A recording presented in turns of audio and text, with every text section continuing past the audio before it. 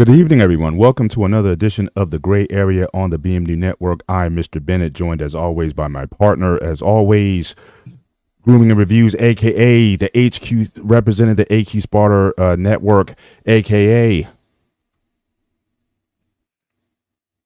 not playing, dude. Yeah, it's playing. Something's wrong on my end. Then I hear your voice, but I didn't hear you. This is Sparta, but nevertheless, he is the ghost of Sparta, aka Peter, aka Panagiotis. Yasso, my brother, what's going on? Trying to get better. So I hear you, man. Yeah. I hear you. You know, we all go through it. It's it's not how you get down; it's how you get up, and you just try again. You just keep pressing. I hate being sick, bro. I hate being fucking sick. Yeah, you said you hadn't been sick for like 3 years or something like that. 2 or 3 years? 2 years.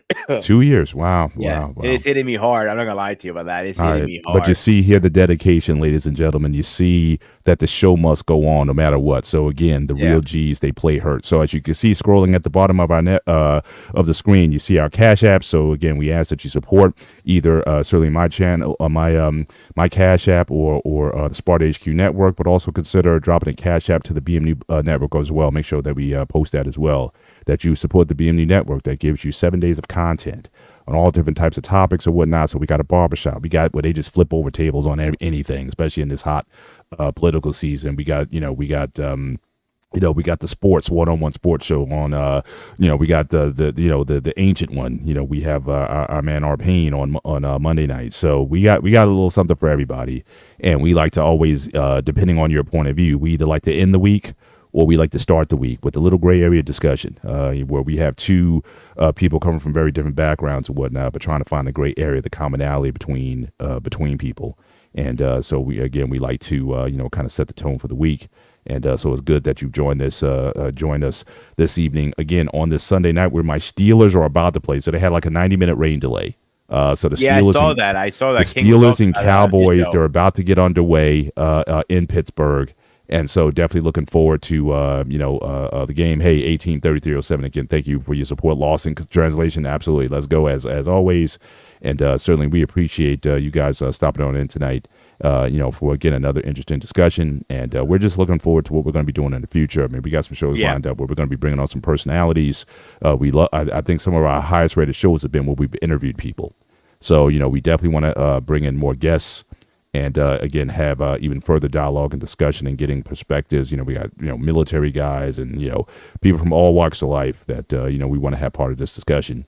And so we're looking to bring those people into the space as well. And like I said, just to have that breaking bread. And again, finding that commonality. So I'm excited. I'm also excited about my New York Yankees against the Yankees and Mets. They won their openers, so hopefully we might be looking at a Subway Series, Yanks Mets World Series.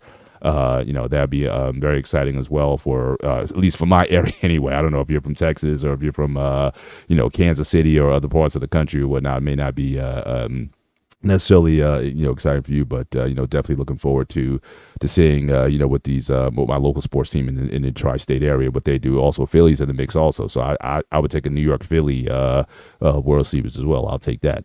And so again, just lots of exciting things going on in the sports world that we'll chop up again on our one-on-one sports show. There was a lot of crazy college upsets this past Sunday. So again, the whole rankings and everything is going to be turned upside down. So we're going to be getting into that. Also on the one-on-one sports show, please be sure to join us again on Wednesday. We started a discussion towards the end of the show that we're going to actually continue, and it is on the legacy of Oakland, California sports. As many of you know, the last game for the Oakland A's was played last week, and so this is going to be for the first time in 60 years. Oakland's not going to have a sports franchise.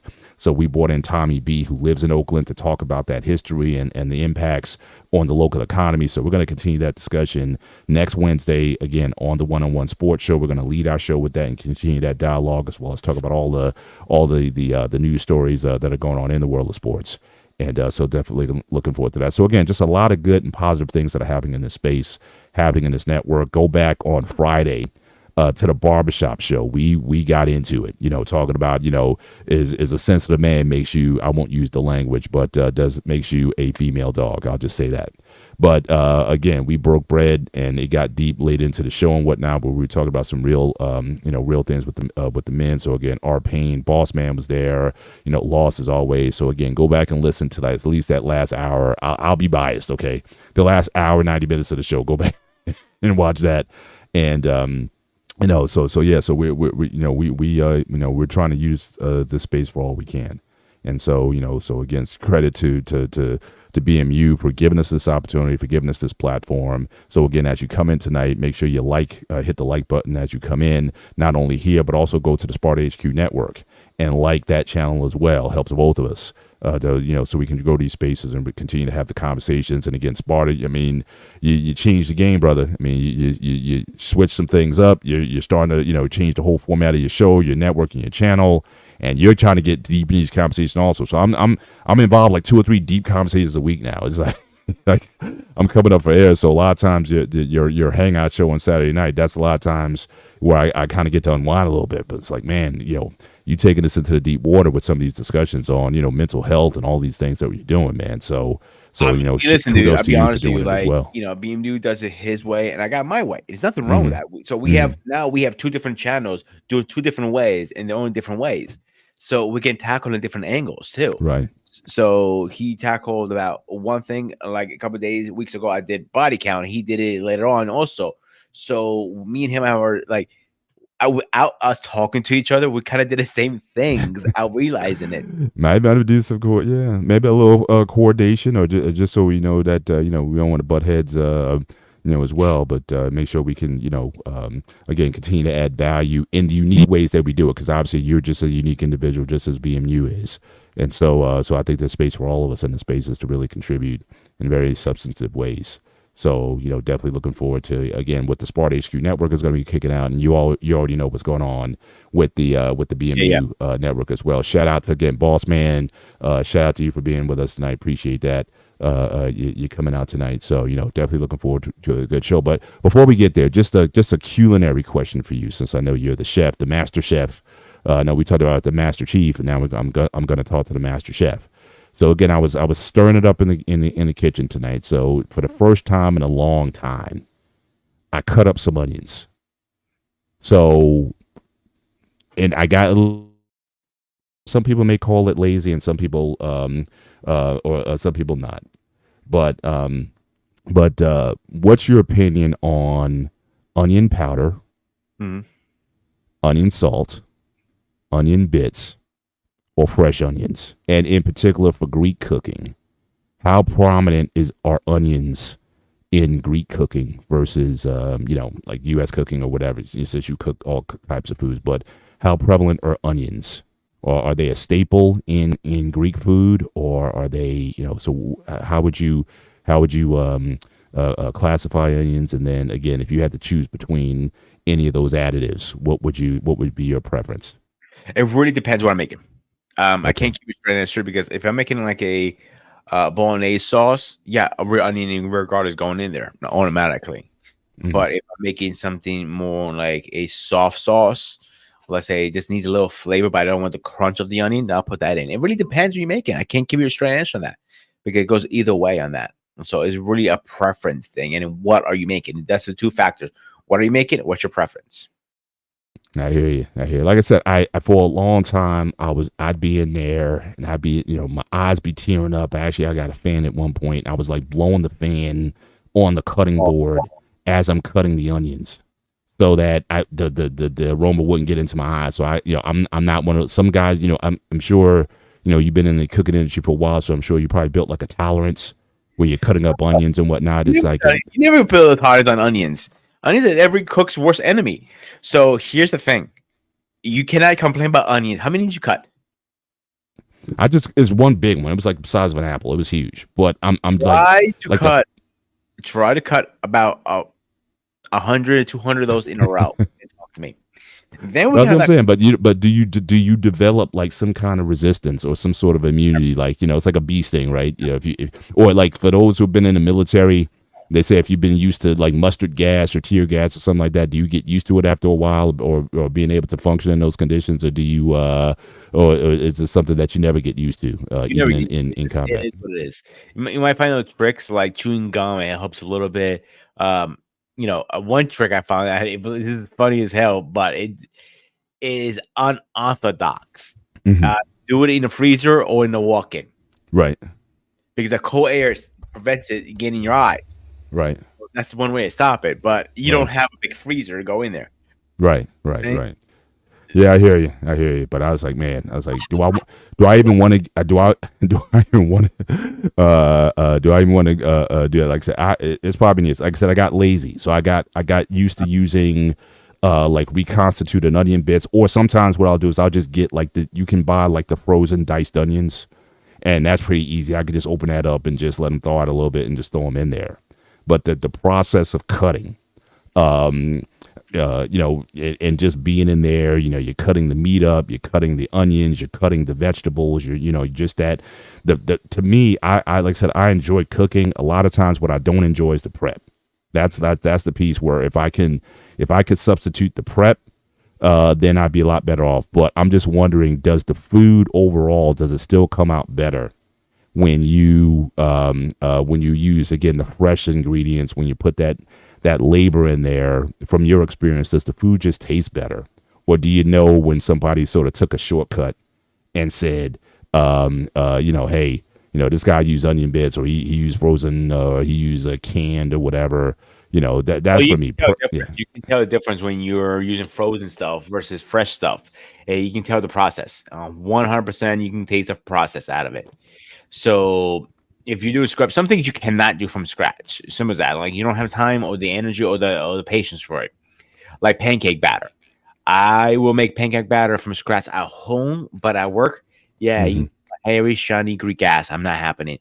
Making up like over a couple hundred of that. Yeah, okay, that's not happening. Right. So I would prefer to do that like from the powder. Dump it, water, shake it, Hey, cold. Ananias, good evening. Good to have you tonight. So that's it. Anything else? I would just do my normal, my normal stuff. You know what I'm saying? Yeah, Jersey Watcher, Sparta, you're man. He's coming in with some fire. But maybe that's a term. Is that like a term of endearment? So I'm from New Jersey too. I promise you it wasn't me, but I guess he's from Jersey, so he's I guess he's represented tonight. But Yeah, he's probably a Greek because he spelled Malaka correctly. I have not seen him before, so welcome. Make sure you like and share, subscribe, dude. Seriously. absolutely, absolutely, either to the BMU or to the Sparta HQ network. But on tonight's show. And again, it's a food tastes best when the right kind of prep. Yeah, I just get into my moods. Arpain, I know Arpain. He's a big cook as well. He likes to do Saturday or Sunday dinners with his family and whatnot. And like I said, I like the cooking itself. I like the mixing and all that. But the cutting and the dicing and the marinating and just all that stuff in between. A lot of times it's like, man, if I could get past that, then I'd be better off. But it's not my favorite thing to do. And but fortunately, I haven't cut myself. I use proper technique. I use I keep the knuckles, that fingers cocked and so I keep like this. So I protect my fingers. I do all that kind of stuff. Yes, it's definitely the love. You absolutely right. You're absolutely right, Objectivist. It is the love that goes into the food, and again, if I can put enough love in without sacrificing, while saving me some time, then I'll do that. I've made I bake a lot, so again, I'll do homemade pie crusts. I've done those before, and I'm just like, man, this is just work, man. So I'll put the love into the pie filling, but I may wince out and get the ready made pie crust already. I I admit that, but yeah, but yes, there's definitely the love that you put into it is definitely the ingredient that you can't write down. And I've known people, people swore to me, it's like, I've followed your recipe to a T, but it doesn't taste like yours. And like, why? And, but yeah, a lot of that love is missing. And so, So I put a little extra love into the food tonight. So hopefully my family will appreciate it, because I do Sunday dinner, and usually I do stir fry. So again, I did a lot of things. I may even put a video up later on of my work, and yeah, but I love I love to eat. So my thing is, and again, I've been cooking since I might have been like 6 years old. My mom, one thing I give my mom credit for, she kept me in the kitchen, and so I knew how to fry. I was frying chicken probably at 8 or 10 years old. I knew how to bake very early on. So she just had me in there. So I never was gonna, not, have a good meal. And so I like to share that as well. So yeah, man. It's so I haven't gotten the feedback yet because I was racing to get certainly onto the show, but I just want to get your opinion on onions and use, but yeah, yeah, you should be. I think you should be good. But in any event, but yeah. So tonight we're talking about TV. So again, like usually, grooming, he's the one who kind of takes these topics on. Now I know there's some very interesting things about Greek TV, and from what I understand, TV in Europe in general, that's very different from American television, and that we want to talk about tonight. All right, so right now it's like you're muted right now.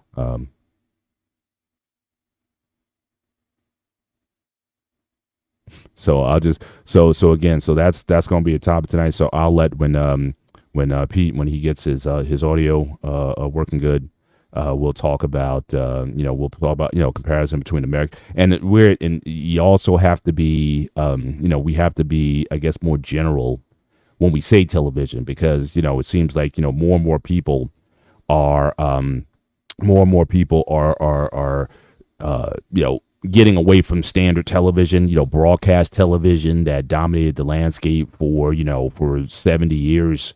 Now we're kind of in this streaming space, and we're looking at all the streaming platforms now. So again, how people consume, still can't hear you, Pete. But how people are consuming their content is different now. People's TV habits. So again, when I was a kid, you kind of grew up watching, waiting for the show to come on air, right? So again, back then you had one television, and it could be a 13-inch television if you were really, in my case, there you go. It came in for a second, and then it went out. Can you hear me? Now I can. Okay, good. All right. So again, back in the day, you had sort of, that one TV in the house, and everybody kind of sat down and everybody kind of watched the same program. So you had, so again, I grew up in an area where there was a lot of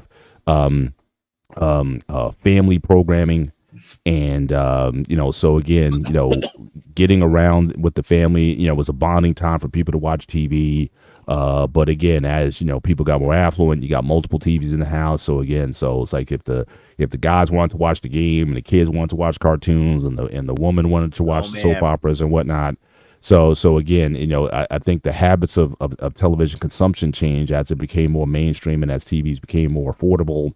TVs obviously got bigger and better over time with the resolution and the quality and whatnot. It's hard to believe that there was a time when TV in the 50s, most people had a black and white TV. It was just it's hard to conceive now that, but when you got that, you got the rabbit ears and you got the foil around them. Absolutely. I lived through that. And I lived too. For the longest time, I lived in Central Jersey. So depending on where you were, sometimes you could pick up some of the Philly stations, and sometimes you could pick up the New York stations as well.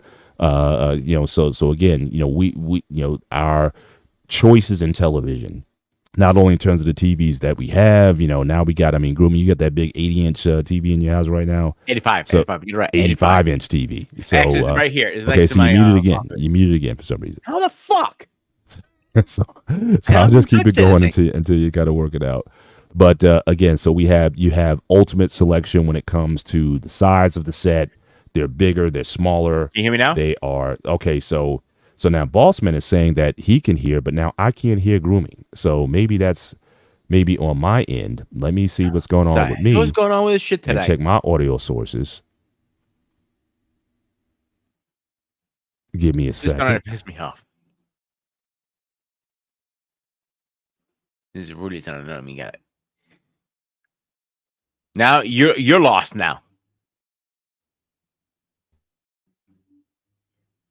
Nope. You're dead. You're dead. You're dead. No sound. No sound. All right, ladies and gentlemen, we have technical issues today. We're gonna blame King Smith from the other channels because he's my bad luck charm. So yeah, we're gonna use him. So let me know who can hear me, who can hear Paul, because I have no idea who can hear what. So Paul, you keep talking, I can't hear you. No. Yeah, I can't hear shit. Yeah, good. So guys, do me a favor in the chat. Let me know who can hear, who cannot hear, because I have no idea right now. Because I can hear Spartan. Okay, good. We hear somebody at least. Right. Can you hear my sound effects at least? Can anybody hear that? I just want to know if you hear my sound effects. So I'm not going crazy. So it's on Paul's side the whole time. Because this is driving me up a goddamn wall right now. So okay, everybody can hear me. So it wasn't me. It's the whole time. I thought it was me actually. So it wasn't me. All right. So Greek TV, American TV. Okay. So the difference about that stuff is a lot of things. I remember going to Greece and coming, I left here and I had a Cablevision, a 45-inch TV. Back then, that was a lot. Let's be honest here. You didn't have that back in the day. So when I moved to Greece, I had this black and white TV. I'm like, what the fuck is this shit? And I had to turn the knobs, literally like that. All right. Mr. President, can you talk? Can you guys hear me? I can hear you. Can you hear me? Yes, I can. Can you hear this? No, I can't. Huh. So something's going on. We gotta fix it after the show because I'm driving me crazy right now. Okay. All right. Because But again, but anybody hear my sound effects? That's what I'm curious about. Yeah. But if you guys can hear us, both of us speaking, if you guys just drop a one in the chat, or Boss Man, if you can hear both of us in the background, let us know. Yeah.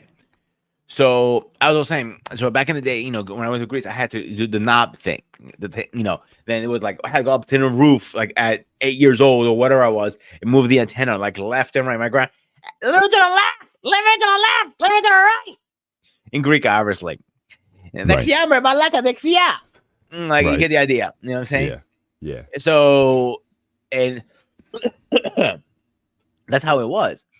I remember some of the stuff we would watch. It was so inappropriate for kids, but we still watched it. We didn't give a shit at the time. Let's talk about this. So just off the top now, again with America, we've always had you have the FCC, in terms of censorship and whatnot.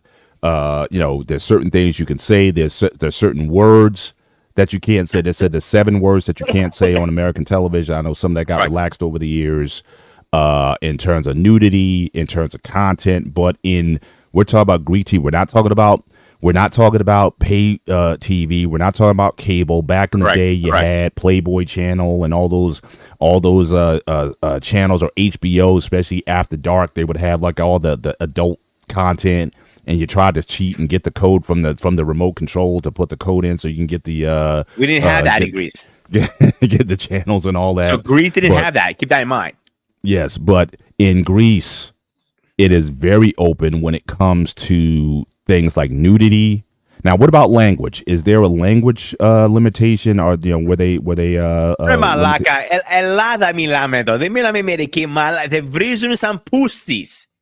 In other words, we're talking about Greece. There is no what is that company called? It came out without the rating shit. We don't have that. There's no rating, so you can basically say whatever the Greek equivalent of an F-bomb, or like I said, the seven words you can't say in the U.S. you can say on Greek TV, or the equivalent of it. So for example, the only kind of rating we had back then, it was mama, que papás, grandpa, mom or dad's badofla. I mean, her sandals gonna be slapping you over the goddamn fucking head if you figure you're watching porno. And if there was a porno channel, you just turn the channel, like I think it was 58, I believe. I was on that a lot actually, but that's the point. The point is I was watching stuff I'm not even supposed to watch back then. So there was actually, hang on. So there was actually like, well, I'll say, I don't know. Can we say that word? I usually say corn in that instance. Just I was actually curious. Can someone tell us we're allowed to use that? I don't want to get us strike. Yeah, so I just wanted to be sure. But there was actual corn that you can actually just turn a channel, turn the knob, and get it, and there was no restriction on it. No restriction. Wow. Yeah. Yeah, very different. Now it's interesting because we're always having conversations in this country when it comes to censorship. So again, we know America has typically been up until maybe 50 years ago a pretty conservative country. They say, even though it's not, they say this is a mostly Christian country and conservative values and whatnot. And there's always been campaigns to remove what they used to call smut on television.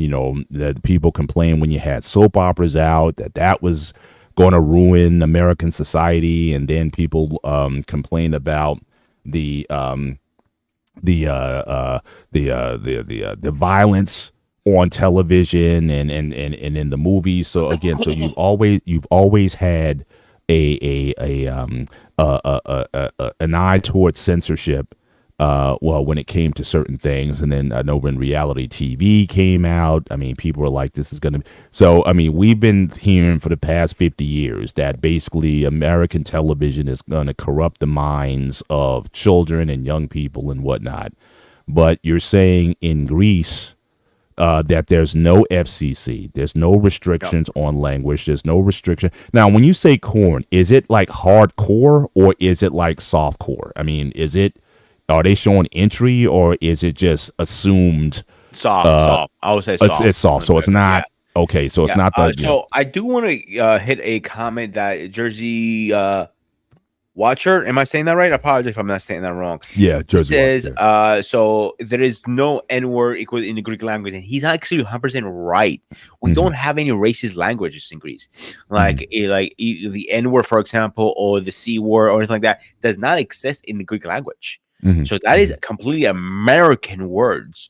So for example, and I do apologize whoever I offend right now, I'm going to bring that up. I'm like, warning right now, so heads up. So for me to call Paul a black person or a black man is not offensive. That is what he is. So that's why we don't have racist words. So when I heard the N word the first time, and I literally went home and asked my mom, what is the N word? She goes, don't you ever say that again. I'm like, but I heard that at school. Why am I getting in trouble here? Or the F word, or like the FA. You get the idea. So that is different. That is more an American thing. Right. Now, you say that there's not but are there? Let's say maybe not ethnic, racial slurs, but what about like ethnic ones? Like, for example, is there an ethnic slur for a foreigner, for a non-Greek person, that's meant to be offensive against a non-Greek person? The worst I have heard, the worst comment I've ever heard as myself, to me personally, as a Greek American who was born in Greece, brought to America, and brought back a pinball, like I call myself a pinball back and forth. They called me American. That is Americanos. Oh, que Americanos aquí, American. That's what they used to call me. That's the word. It wasn't offensive, but it was scary to say that out loud, because back then they thought every American had money, and that's not a fact. We know that now. Right. But as far as if you are, like I said, because I know, like we know, like Giannis Antetokounmpo, he grew up a good portion of his life in Greece. So again, if you're not of Greek origin, but you might be like an immigrant to Greece, but to your knowledge, there's not an end all be all derogatory term that they may use to refer to that person generally. a specific term, like a racist term you talking about, or a like a or just like a race negative or ethnic or whatever. Like I know like Greece and Turkey. I know there's been some the conflicts in the worst thing past you with can that. call okay, so a Turk for us, like this is what's racist. Get ready, get ready, prepare yourself. Don't fall off your seat, Paul. I'm gonna use a racist term. Okay. All right, ready? Turk. That's it. So so it's simply call referring to someone as that Yeah, is Turk. is yeah. Like an Interesting. African, for example, is an African. Hmm. That's not really racist, is it? In my opinion, No, if I you're don't from think I don't African, look at it so. I don't I look at don't it think as so such. either. Yeah, Right. if you're looking like a Spanish person, call them a Spanish person. That's not think that's what they are. How is that racist? That person, I don't see that. Me, if I see a Jamaican person, you call them a Jamaican. Yeah, that's how I see it. Mm, You see it as you say it. It's pretty much so. That's not racist. That's gotcha. the most racist thing he would say. Sorry, guys. I'm in ECPR in a minute.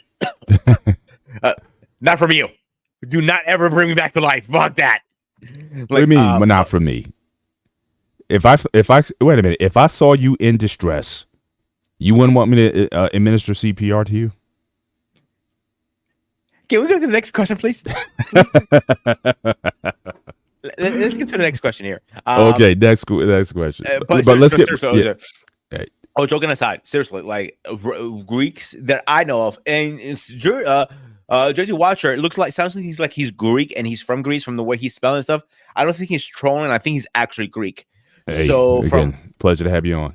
yeah, again, But I think you asked a question earlier. So again, so we're not going to have a link tonight. So again, the way this show typically works is about once a month we have a call-in show. And people are able to call in if they just want to say hi to us, if they want to engage maybe on a topic that we might have talked about in a previous show. We typically do that. But typically our shows, we have a topic, we go through the topic, and then we end. We also try to keep the show, we try to keep it manageable to about 2 hours. If we start opening up the panels or whatnot, then it kind of drags out a little bit. So you're more than welcome to come back. On when we usually announce ahead of time when we're going to have the call in, but typically, like I said, once a month. We just had one a couple weeks ago, so probably in a couple weeks we'll have another one. So certainly be sure to check us out then, and you're more than welcome to certainly to come up. The only thing we ask is when you call them up, we ask you to cam up and just make sure that you're good before you do that. But yes, we do. We'd like to certainly engage with those who come that. But says Sparta doesn't want CPS, but the woman here can save his life. But she may not be available. Look, I'm sure a lot of men. I'm sure you would all like that. But hey, I would have no qualms.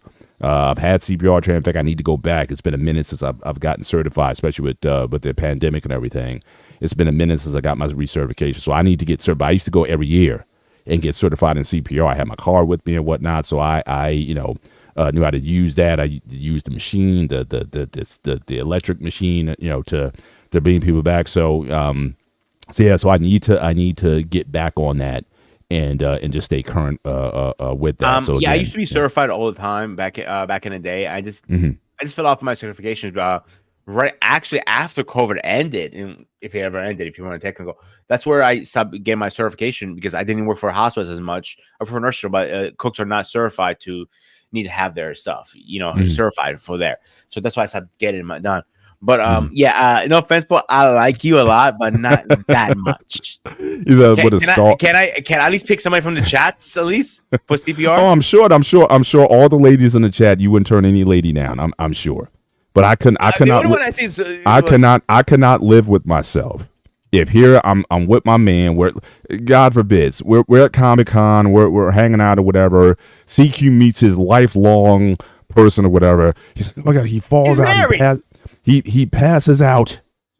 I got to go into action on my man. I can't let you die. I can't let my ride or die. So yes, this is a bromance moment, but I would administer CPR, no Diddy, on my man Sparta HQ to save your life. Yes, I would. I could not live with myself knowing that I had the ability. It'd be like Spider-Man, right? I could have stopped the robber from killing Uncle Ben, and I didn't do it. I could not live with the guilt of letting you die. So yes, I would give you I would give you that mouth to mouth if it meant saving your life, but I would try to bring you back with those chest compressions. Yes, I would definitely pump your chest. I may break a couple ribs in doing so, but I would definitely start with those. But if I had to go to it, man, hey, all bets are off, and that'd be for anybody. That's Do me a favor. so much is afterwards. given, much is required. So Can you do me a favor for afterwards? Just buy What's me that? dinner afterwards, at least. If you're gonna go on mouth, you gotta buy me dinner at least. why am I buying you dinner? I save your life. Why am I buying you dinner? You should buy me dinner. Your lips went on these sacred lips. See? And then you gotta touch the beard too. That's even worse Oh for you. gosh. So I'm from the New Brunswick area for a Jersey Watcher, but in any event, but yeah. But let's get back in this about the TV. So again, it's always the thing here that a lot of people are fearful of television influence and whatnot. But again, if we're saying that there is not just in Greece, if we're saying that there are countries where all kinds of television that is being shown, violent television, profane television, sex on television. And I remember, I think Australia, the first time I learned about something like this was, I know in Australia, like their soap operas, they have nudity, on in the soap operas. And it's just like a normal thing.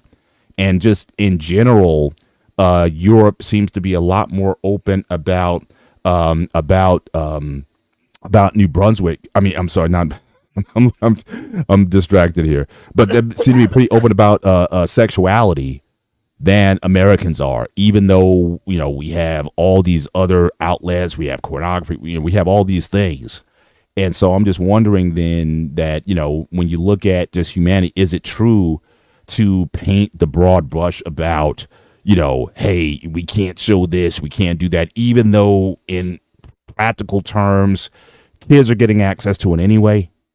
So are we doing any favors in terms of the whole idea of censorship when we are not absolute nude beaches as well? Well, like I said, nudity in general is more embraced than it is here.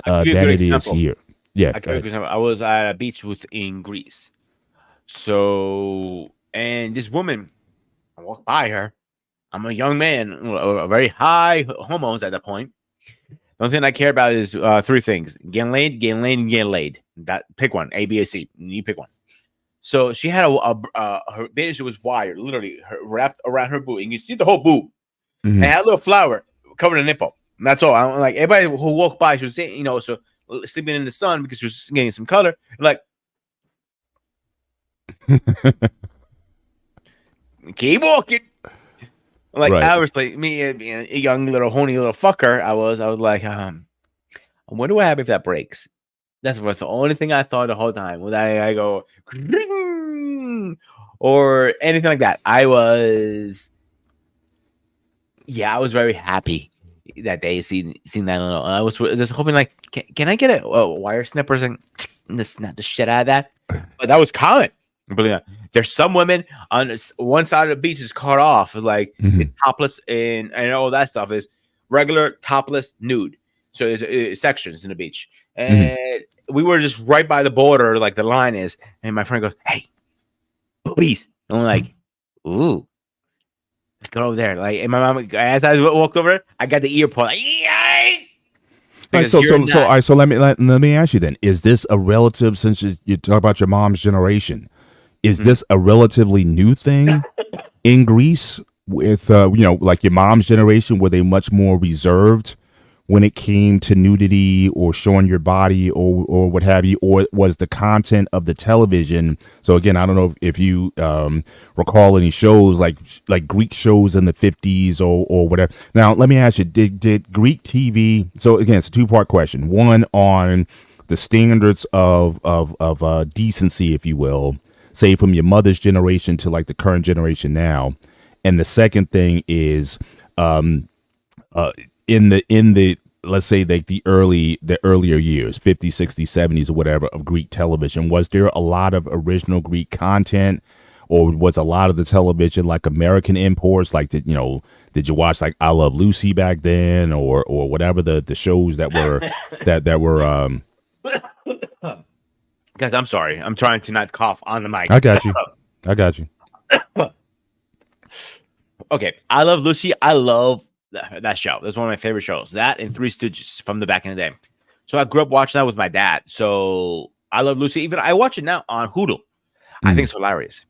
I think it's the most funniest thing out there. I think it's more funny than most things even back now today comes out. I'm like, I don't think nothing catches Lucy's reaction. Mm-hmm. All right, I'm not close enough. Anyway, Three Yeah. Stooges too. I didn't like the movie. I'll be honest. I did not like the movie, the Three Stooges movie. I think it was horrible. Presentation. I think the original Three Stooges was the shit. So you see those once in a while. I can't remember which one was it. The fat guy and his skinny guy, the tall fat guy. You know what are they called? Yeah, Vita Vita Vetage. Yeah.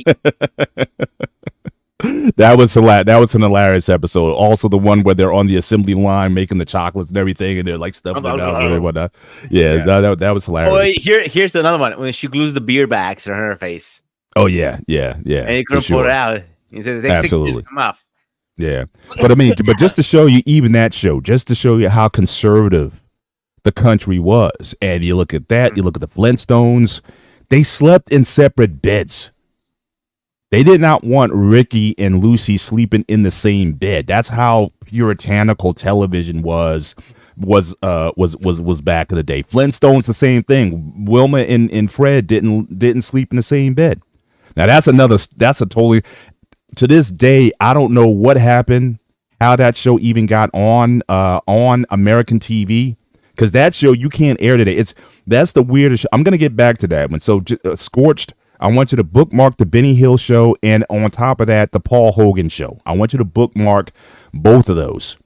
But it's weird that 50s and 60s television, yes, they didn't sleep in the same bed because they were so worried about censorship. But they're supposed to be a married couple, and in fact, Lucy and Desi Arnaz were married in real life, and they still didn't want them. Yeah, What's funny about that? What's that? In real reality, people from that age group really did not sleep in the same bed. That's normal. No, I don't believe that. My grandparents slept in separate. Wait a minute. Hey, well, all right, that's a totally different topic. I have never in any. Now, I've seen situations where you had, let's say if you were a smoker, right? I've seen situations where a parent may be in a separate room because, just the smell or whatever. They would come together for relations or whatever, and then go back to certain ways. But I don't recall that in mass. And again, here we may need our pain on this one. Okay, to talk about. I'm talking about what I experienced through my grandparents. My grandfather already passed from what I can remember. I was very young when he passed. But what I remember, and I think I can ask my mom's opinion on this, and I can get her maybe do it like a 5-minute clip on a cell phone. So you probably agree with me. They slept in separate beds back then. Separate beds as a married couple? Yeah. Wow. Guys in the chat, I mean, go back if you remember your parents, your grandparents' time. Was that the norm? I have never heard, at least in America. I think the only oldest person on here, if he's here, it's our pain. That's what I'm saying. But you're talking about your mom's generation. So no, my grandparents. My grandparents. If you guys remember your grandparents, I don't recall that being a thing. I mean, because the thing is, you didn't have a whole lot. You had a bed. The bed that you slept in wasn't even a regular like a queen or king bed. I mean, if you could afford a full size bed, that was the norm. I mean, you had people sleeping in a twin bed because that's all they could afford back in the day. So I can't imagine that they slept in. Yeah, I mean, well, thank you very much. So I work out. I skincare regimen. That's another show. I'll do it on grooming. We may have to do a retro show on my grooming regimen. I'm not going to cover it tonight, but yes, I appreciate that. And I'm in my 20th year of marriage. Thank you. Like much. Yours versus mine. Yeah, we could. Yeah, we'll have a that'll be our metrosexual show, right? Yeah, I'm the only one who can talk about Have hair. a show talking Like, about. I'm the only one. Talk, Who you has talk hair. about hair, and then we'll do a skincare show. On the Sparta HQ Network as a topic. But I mean, I don't know that even 30s and 40s, I still don't believe it that you had a grown married couple sleeping in separate beds. Now, look, if you might have been a bedwetter or something like that, I could see it. You know what I mean? You know, look, I mean, people, they wear those dependent undergarments for a reason, right? So again, it's a reality that you know, some people just have that issue. I can see if it's that, or like I said, the more likely separate rooms. Because like if you're a snorer, like a big time snorer, and the other one isn't, you can't get to sleep or whatever. I've seen those situations also where you may sleep in a separate room, but just as a regular thing, you're going to sleep in your own bed. That's the first time I heard about that. But in any event, I'm just saying the television of the day. And in fact, I remember even in earlier discussions about the I Love Lucy show or the Flintstones or the Jetsons, where they talked about how it was censorship because they did not want to show a picture of a man and woman in bed out of fear that it would, again, corrupt the young minds of children and family and society and whatnot. And I'm just saying, just this whole idea of censorship when you have, you know, in your case, Greek television that shows pretty much everything. And is it having a detrimental effect on children or a detrimental effect on society? That, you know, to me, that's an open question because, again, as much as we've tried to sort of remove that, it's like anything else. It's almost like with prohibition. You know what I'm saying? With prohibition, that didn't stop drinking.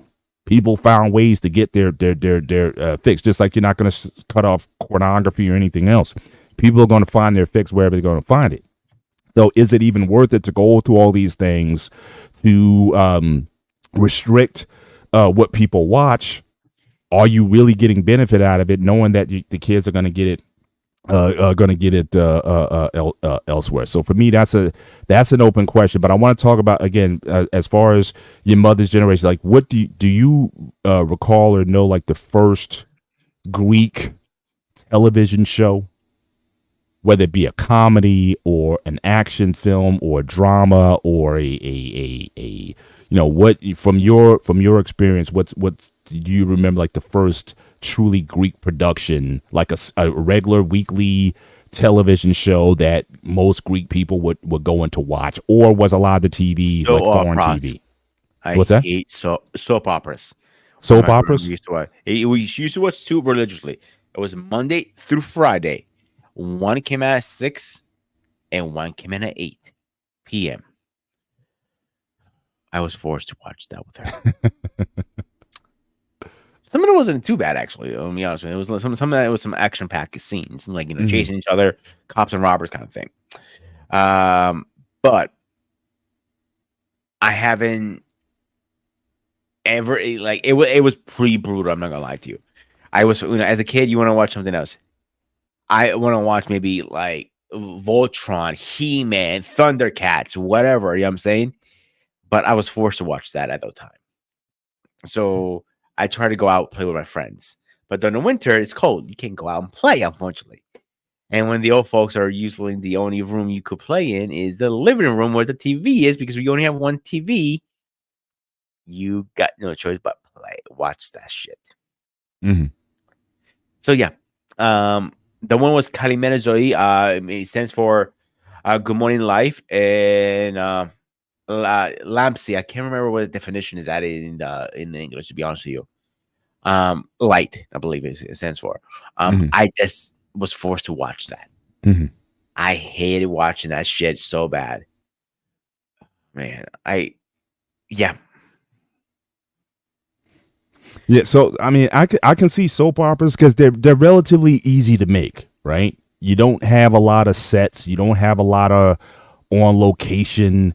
There's not a lot of movement. You can kind of confine it to a room, and it's always about drama. Now, the Greek soap opera, is it very similar to any soap opera for that matter. Like I know Catelia, again, good to see you tonight in the building. Shout out to everybody. I just want to just acknowledge the folks who showed up in the chat tonight. So again, so I know we have Jersey Watcher, and yeah, you seem like you're all close by, exit 9 on, from the turnpike, salute there. Again, Braxton, the Snake Fiend showed up tonight. Scorch Earth 824, appreciate you. What We Know podcast, always appreciate you coming up. Checkmate baby, again, thanks for the compliment. Oh, you know what I just realized here? And Yeah. I got cut you off for a second. I realized our Jersey PA crew is growing pretty big right now. Hey, Jersey stands up. I'm just waiting for my man Anton to show up tonight. So absolutely. We might have a special Jersey meet, maybe at your house. I'm thinking, and you can cook and do everything for us. Hey, you have a we big can enough talk room, about right? that. We can talk about that. Seriously, But, maybe a diner or something like that. Get all of us all together. You got, Jersey, how perfect would that be? A Jersey diner for a meetup. It's perfect. Absolutely. yeah, because Absolutely. we got a Jersey Watch. We got you. I'll come down. We got our pain, right? Yep. Who else do we have? And I had lunch with Arpain. So again, but then you have Take Heed to the Message is from Jersey. Anton's from Jersey. So we can also have Black David not too far. We can bring him. That's up from right. New York He's in too. New York. Absolutely. Yeah, So well, yeah, we might need to so. do a live stream. That would be dope if we could put that together. But I know again Quincy Robinson. Now Quincy Robinson says that his grandparents slept in different rooms. I get the rooms, right? Like I said, if you're a snorer or you just like like having your own space or whatnot, I get that. But to sleep in separate beds within the same room, that's just weird to me. So again, when you were watching like The Honeymooners or I Love Lucy or whatever, when you saw that was just weird to see that two people in bed, in the same room kiss each other tonight and get into their own bed. But if that was a thing, I don't know that much about that. But I know Catelia, she's in the building tonight as well. Again, thank you as always for stopping through. Now again, Catelia, I know she's Latina, and I know Latinas, they have those what they call those novellas, those Latin soap operas. And I'm just wondering, is there a difference? Because, usually here, the soap operas here is always talking about, people trying to get together and, adultery situations, or you got this guy trying to take over power of a company or something like that. What are typically these Greek soap operas? What are they typically typically about in these Greek soap operas? Like, what's the main theme? I know you didn't like them, but what was like the main theme that you typically would see as a common plot device in a Greek soap opera? Sex, love, cops, money. Okay. Yeah. Pretty basic. Pretty standard. Now again, as far as the sex part, it's a lot of it doesn't involve like married people, right? It's usually like, again, somebody's trying to get somebody else's woman or something like that. One episode, her husband was a cop. He ended up being in a wheelchair, so he couldn't work. She had to pay all the bills. So the only way she could afford all the bills is become a prostitute. Right. So she was sleeping. You don't see any nudity. You just see literally close fly. That's all you see. Yeah. No moaning, no nothing. Just like literally, you see a candle in the background, and like not love music, but like, oh my god, kind of music. Like, oh my god, she's actually doing it. Like, what the hell? Like one of those things, like maybe like a drum set, something like that. But nothing crazy. But you wouldn't see any nudity. Like, you might see a little blood, like, oh, he got shot. You hold him in his arm, like, don't die, brother, don't die. I got you. And he croaks like, man, fuck you, get up. Like, so stupid shit like that. And Spanish words are very similar. Very similar. Okay. I thought they had a distinctive flavor to them, but yeah. So I mean, soap operas are pretty common and easy to make. But let me ask you this: what is the first sort of action cop drama that you remember? So I go back a while. So I remember growing up. I remember The Rookies. I remember Adam 12. I remember The Streets of San Francisco, shows like that. I remember SWAT.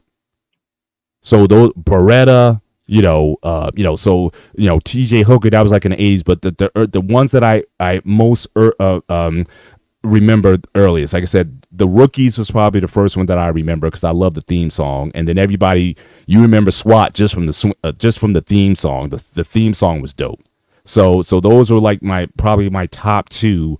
But then, my dad and, my mom, they would watch, like I said, Adam 12 and Emergency and, shows like that. But what do you recall grooming like your first? Yeah, I was too old for too young for Dragnet, but I certainly I remember seeing some reruns of the show. There was also a short-lived show. Now, you got to be an old school, you got to be a Gen Xer to remember this, or a baby boomer. There was a TV show that was very short-lived that I loved as a kid. It was called Chopper One, and it was about these two cops, and they would be in a helicopter. So they would solve crimes from around the around the area and whatnot. But everything functioned in a helicopter. And then from the '80s, probably my favorite '80s cop show ever was Chips. So Ponch and John, that was my jam from back in the day. But what do you remember as far as your first action show that people, now back here it was like, I think probably action stuff like westerns and stuff like that. But what was from what you recall in Greece, the first major action show, cop drama, something where there's just a lot of action that or explosions or things blowing up and things like that. What do you recall that was a Greek production? Greek production. Oh shit, that's a hard one because there wasn't a lot back then. Blowing up, explosions like that. You didn't see that in Greek production really. It's like if you saw that, you saw it from like they stole it from another clip. They kind of like cut it, paste it. There we go. You know what I'm saying? Like they use a lot of our American movie music, like Pirates of the Caribbean and Star Wars and stuff like that, in the production. They're probably paying some royalty rights. Let's be honest here for the use that stuff. But like you don't see too much of that in Greece. My most memorable stuff I remember getting explosives blowing up, action pack. Okay, let's go with Cops for example. Right? Like literally, the name is there. Cops. I used to watch Cops as a kid. I used to be. Well, when you say Cops, you mean the reality show, Bad Boys? Bingo. Yeah. What you gonna do? What you gonna do when they come? Exactly. The other one, it was Chips, like you said. Another one, Knight Rider. That's another one I grew up on. Airwolf, another one I grew up on. Now I'm talking about action-packed shows. I'm not talking about anime now. Keep that in mind. So it was a bunch of MacGyver, the OG MacGyver, the real MacGyver, not this wannabe guy who thinks he's MacGyver. I think he probably guys like mix up his his sperm bank or some shit like that. Right. Now Braxton is asking, does Charlie's Angels count? I'm gonna be contrary. I'm gonna say no. Right. I think Charlie's Angels ruined a lot of stuff because them women could not, if they had any competent criminals, those women wouldn't stand a chance. Right. That show was about guys doing dumb stuff, getting themselves caught, but these women didn't have any game on them. So no. Police Woman with Angie Dickinson. Now I would give her some stuff because she knocked a dude out. All right, so I remember Police Woman with Angie Dickinson, and she was fly back in the day, man. So I would definitely do that. Starsky and Hutch, that was definitely a favorite from the 70s, no doubt. I think those guys sort of changed the game because again, a lot of the cop shows up to that point were kind of like the cops were buttoned up, they would be in uniform and whatnot. Like I said, even Chips, they wore their uniforms and stuff. But Starsky and Hutch, they were, kind of, street cops and whatnot, so they had to blend in, so they had a lot more personality. You better one. MacGyver, I'm sorry, Baywatch was a biggest thing. Fine. If you watch the documentary, Baywatch was in a blockbuster series. Most of these guys couldn't fucking act for their life depended on them. But they had a hit on their hands, let's be honest. Right. So if you didn't watch, Baywatch, I don't know where the hell fuck you were. Every guy watched Baywatch. I missed a lot of Baywatch. I didn't watch a ton of 90s television shows, to be honest. In fact, even to now, I think probably the bulk of my TV watching, like in terms of tuning in on a weekly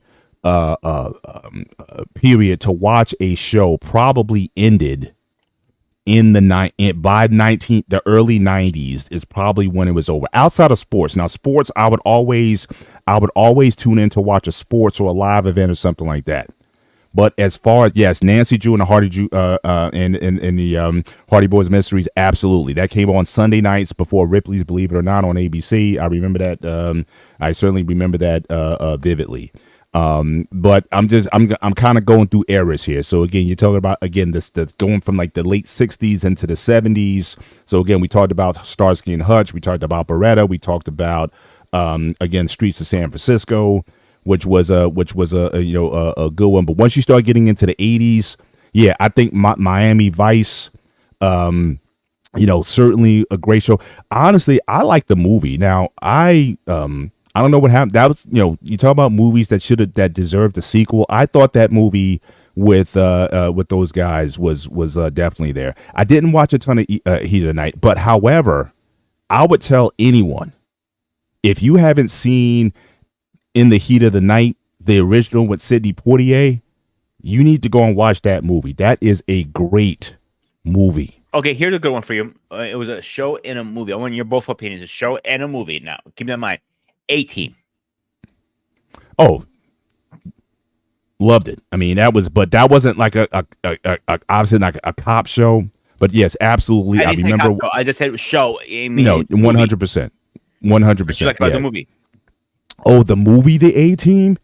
Yeah, I thought it was okay. I don't know. I don't know if I liked Liam Neeson as Hannibal. It seemed like he was doing a caricature of Hannibal, but I don't think he necessarily had the charisma.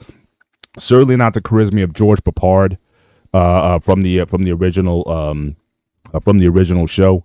So so I thought it was kind of like but I liked the guys cast and the other characters, Rampage Jackson as BA and when I thought it was okay. I didn't think it was going to get a sequel though. Like I saw it. In fact, I took my family to see it. I didn't think it was going to be a sequel. But yeah, but I thought it was a decent entry, and I absolutely loved the TV show 1982. I remember, and I remember it was right after Super Bowl 17 when Miami beat Washington.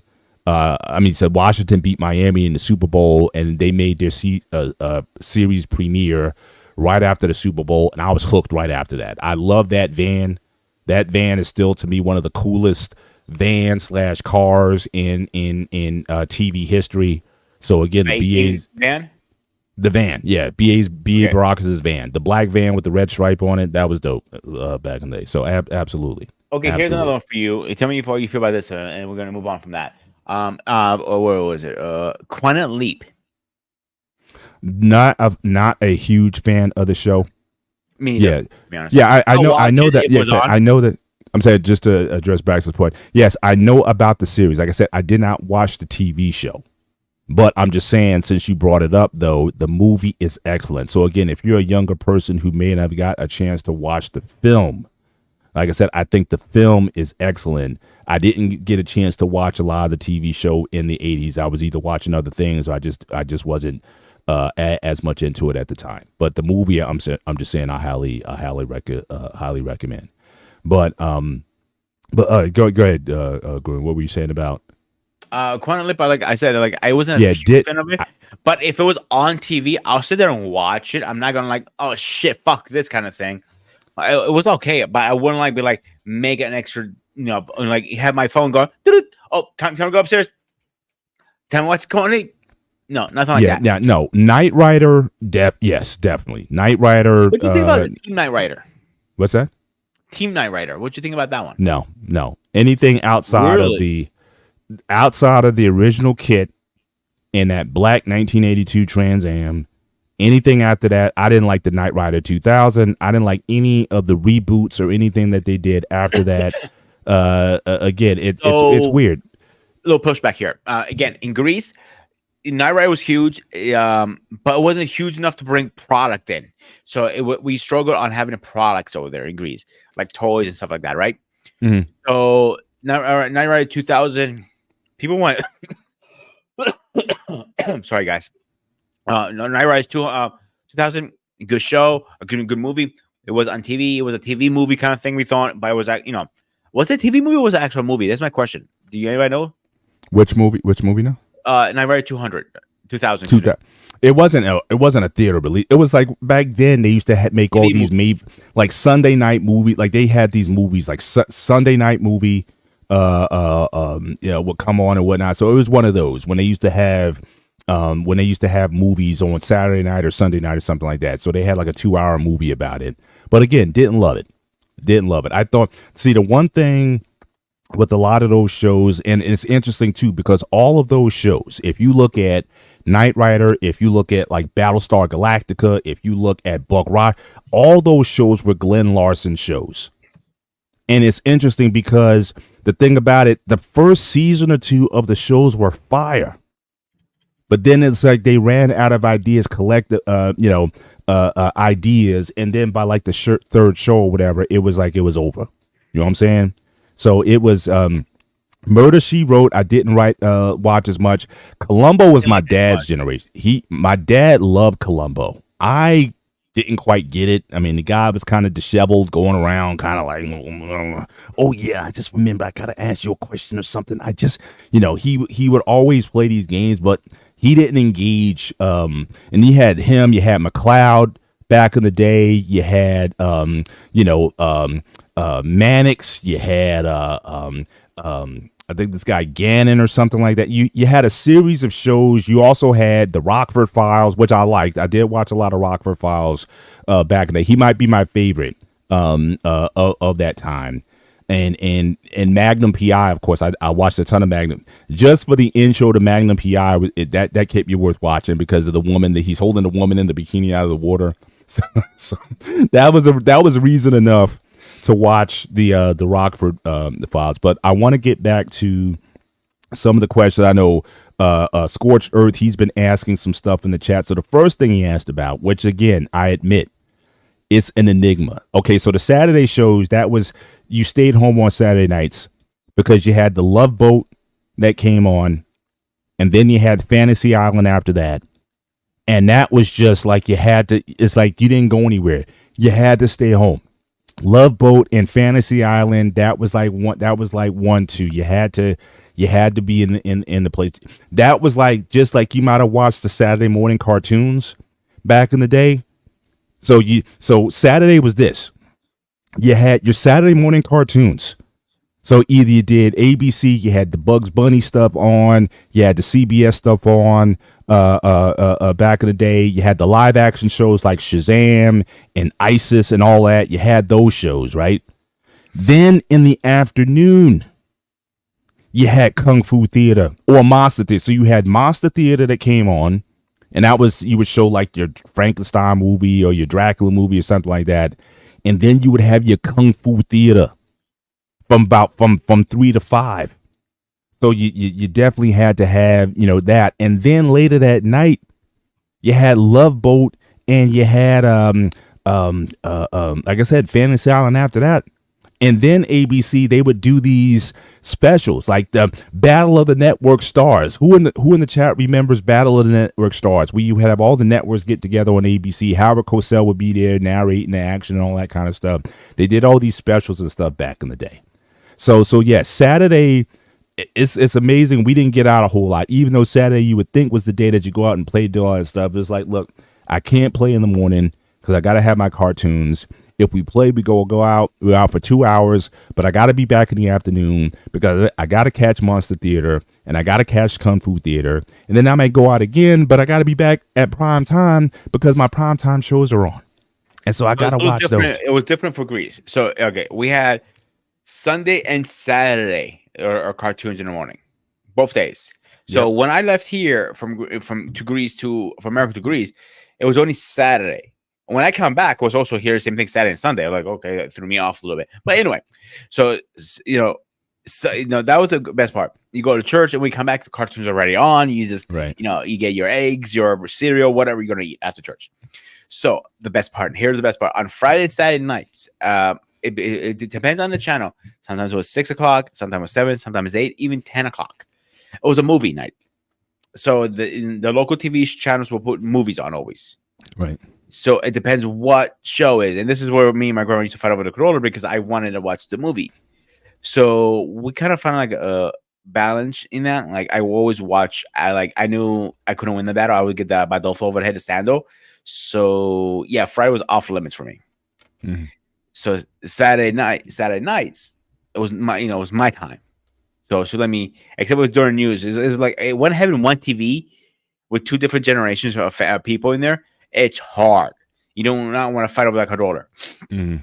So, it depends. Sometimes it was non-rated, by the way, unrated. So you'll watch like Demolition Man, the big sex scene they had in it. You see it uncut. It's just only thing you see. Stop commercials. Come back. And commercials are long in Greece. They're not like few minutes like here. They can be up to like 30 minutes sometimes. So you have enough time to go run to the bathroom, do whatever you need to do, bring your drinks, get more popcorn, and sit down, and it's not back on. So commercials are not as much, but when they do, they're longer. So moving on to the same. And the biggest way of who you can find out is every channel after the news, they will tell you, okay, tonight it's going to be X, Y, and Z on. And tomorrow it'll tell you the 24 hours the whole schedule. Yeah. That's one way I find out when movies come out. Right. Second way it is TV Guide. So let me talk about TV Guides for a second. And TV Guides are small here. They're like little books like this small. Oh right? Yeah. We had a subscription to it. So again, this is back in the day. You didn't have the TV Guide on your TV. Like you just kind of scroll through and pick your channel. For you younger folks, there was an actual book that you would get every week that would have a guide to your programming and whatnot. You would find ahead of time when the shows would come on, when the movies would come on. They have articles in there. So yes, there was something called TV Guide back in the day. I'm sure the Gen Xers definitely know. I don't know about the millennials and younger. I don't know if they would know about that. But yes, there was TV Guide was your guide to weekly programming, movies and specials and everything else that used to come out for that given week. Okay, so with the TV guides, so they had pictures, what movie it was and all that stuff. They would you get one every Sunday or Monday, but it won't come in the house. You had to go to the newsstand and go get it. It was like in American Mind, like $1.50, something like that. It was very cheap.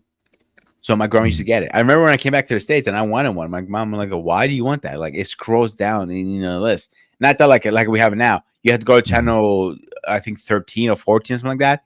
And it would scroll down all the way and it starts all over again and over again. You remember those old channels, right, Paul? Yes, I do. I do. So I had a bad habit with my TV guys. Like I used to rip out the pictures and just collect the cool pictures and just put them in a book, like a scrapbook. If I see my girl, like motherfucker, I'm like, oh shit, not again. And go high. Then we're coming to an agreement, like after the week is over. When we're done with it, I can take whatever I want out of it. You can throw the rest away. So usually for like burn paper or some shit like that. Yeah. But that's how we did it back in Greece. And I'm talking about like the TV Guide books, the size of this. This is how big it was. This is how big the suckers were. Right. And when I got mine here, it was they were like teeny weeny things. Like oh yeah, they were very small. They were a pocket you can carry in your pocket. No doubt. No doubt. Right. Yeah. I got something. I have a so Scorch, Scorch is just dropping dimes in the chat here, so I got to give him a bar here. So this for the first time ever, I'm gonna give Scorched Earth a bar. All right, okay, Marshall, Will, and Holly on a routine exhibition met the greatest earthquake ever known. High on the rapids, it struck their tiny raft. And plunged them down 1,000 feet below to the land of the lost. There you go. So yes, I just want those bars. Like I said, back in the day, we used to sing those songs. We used to sing we knew the theme songs to all these shows that used to come on. We'd be like on the bus rides to school and all that, and we just go out and we would just go through those. So yes, Land of the Lost, the original one, absolutely. Certainly one of the best. Saturday mornings, that was again on NBC. That was your live action broadcast. Absolutely, terrific. But your earlier question also about again the lineup on Saturday nights before Love Boat and Fantasy Island. Again, Welcome Back, Carter. I enjoyed that show. That was the time you saw John Travolta before he was like in Saturday Night Fever and all that, before he became really famous. So Welcome Back, Carter was pretty popular. What's Happening, I think, will come on Saturday nights, but they kept flipping that they would flip that lineup like all the time. But the shows that were like staples that you did not touch, that you made sure you were in place on, was 9 o'clock was Love Boat and 10 o'clock was Fantasy Island. You could do anything else you want. You go out to dinner. hang out, play games or whatever. But you were home at 9 o'clock for the Love Boat and Fantasy Island. Anything else, it didn't really matter, because Battlestar Galactica actually it played mostly on Sunday night prime time was more so Battlestar Galactica than Saturday, even though they would flip it every once in a while. But really, it was Sundays when you had that on. And yes, Dallas and Dynasty. Yeah, go for it. So explain to me why American shows. Let me rephrase that. American shows, definitely on MTV, had an obsession with dating shows. Next. You're the One. Oh, the dating game. Oh yeah. Oh yeah. Absolutely. No, I did watch them. I thought they were like hilarious. Actually, to be honest with you. Oh yeah. Well, yeah. I mean, you had different ones, right? So in like when I grew up in the 70s, you had the dating game, and then conversely to that, you also had the Newlywed Game, which I would watch. That was like daytime television before the soap operas and everything came on. So again, in the summertime when you were home, it'd be like, the dating game would be like at 11, and then the Newlywed Game would come on then, and so you would watch those shows, and then you would watch then they had the game shows, so like the Price is Right would be on, or you would watch Family Feud or something like that, and then you would get into. But as far as the dating shows, yeah, I mean, look, What's Life is about hooking up. Yeah, so why not? Two shows I thought was hilarious was Room Raiders. This person goes in your fucking room, goes through your stuff.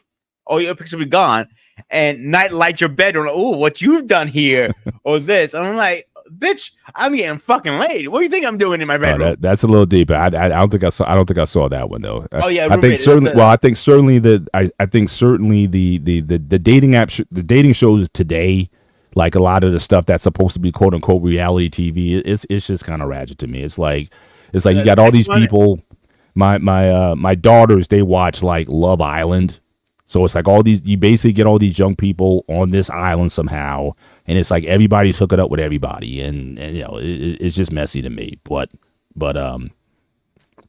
yeah, it's. And another one I thought was hilarious is, Are You the One? I'm dating maybe or someday my girlfriend's mom for a day. I never understood that. Like, what am I supposed to kiss? That's weird to me. Yeah, that's weird. That's just people reaching for straws. Then that's. But Catalia mentioned Dance Fever. Yes, Denny Terrio back. Absolutely, Denny Terrio and Dance Fever. Yes, absolutely. It was like before you had like America's Got Talent and whatnot. They had shows like that. So again, you had in the 70s, you had Dance Fever. So you had these couples that would get out there and they would compete for, it would be like a weekly winner, and then they would kind of have a competition at the end. There'd be this grand prize and whatnot. But it was like back then when disco was really hot at the time, and like I think it was pretty much inspired. In fact, I think Denny Terrio, I think he was the choreographer, if I'm not mistaken, for Saturday Night Fever with the actor John Travolta. So yeah, I mean, so it came out of that craze where you had that. Now, when you got to the 80s, you had Star Search. Star Search, again, I think that came on Sunday nights. And that was, again, an American talent show. So they had a dance competition. They had a singing competition. They had a modeling competition. And again, it was like, you sort of advance, bless you. You go through the ranks, and you would, hopefully wind up at the end of the, winning the grand prize, and you get like a contract, a modeling contract or a recording contract or something like that. And then they also had a comedy center, because I remember Star Search specifically because Sinbad, who is arguably one of my favorite comedians of all time, he won the grand prize like on Star Search, and that's how. But I remember when he was coming up on that show, and he was hilarious for the 2 minutes that he did his routine or whatever. So I remember watching that one a lot too. That was pretty. The only one I can see you maybe flirting with the idea of doing it is called parent control. Pretty much, your daughters, in your case, are dating a guy you don't approve for. So you send them up with 2 different dates. One you pick, one your wife picks, and they go on a date. and then she picks from all three. Your pick, your wife picks, or her OG. Mhm. So, and she picks, and she dumps two, and she picks one. She might dump her old boyfriend, then you both don't like, and you go with somebody else, or like that. That's the one I can see you actually doing. To being honest with you, Mhm. Absolutely, yeah. Maybe. I mean, I to a large extent, I don't get so heavily involved in their dating stuff. I mean, I'll give my input, but I Not kind yet. of let them either watch or fall. But we'll see. Could tell you. Talk about the Odd Couple. To this day, is my favorite television comedy of all time. So again, it was Odd Couple that came on in the East at 11 o'clock, okay, on Channel 11 WPIX. Then you had the Honeymooners at 11:30, but the most important show of the week was Star Trek at midnight. So you had Odd Couple at 11, Honeymooners 11:30, Star Trek. For years, even through my college years, that was like staple. Everybody would be in the room. Whoever in the dorm had a television, everybody was in the room at midnight watching Star Trek. Right, so that was like mandatory. You didn't watch anything. Honeymooners and Odd Couple. That was sort of hit and miss. But everybody was in the room watching Star Trek.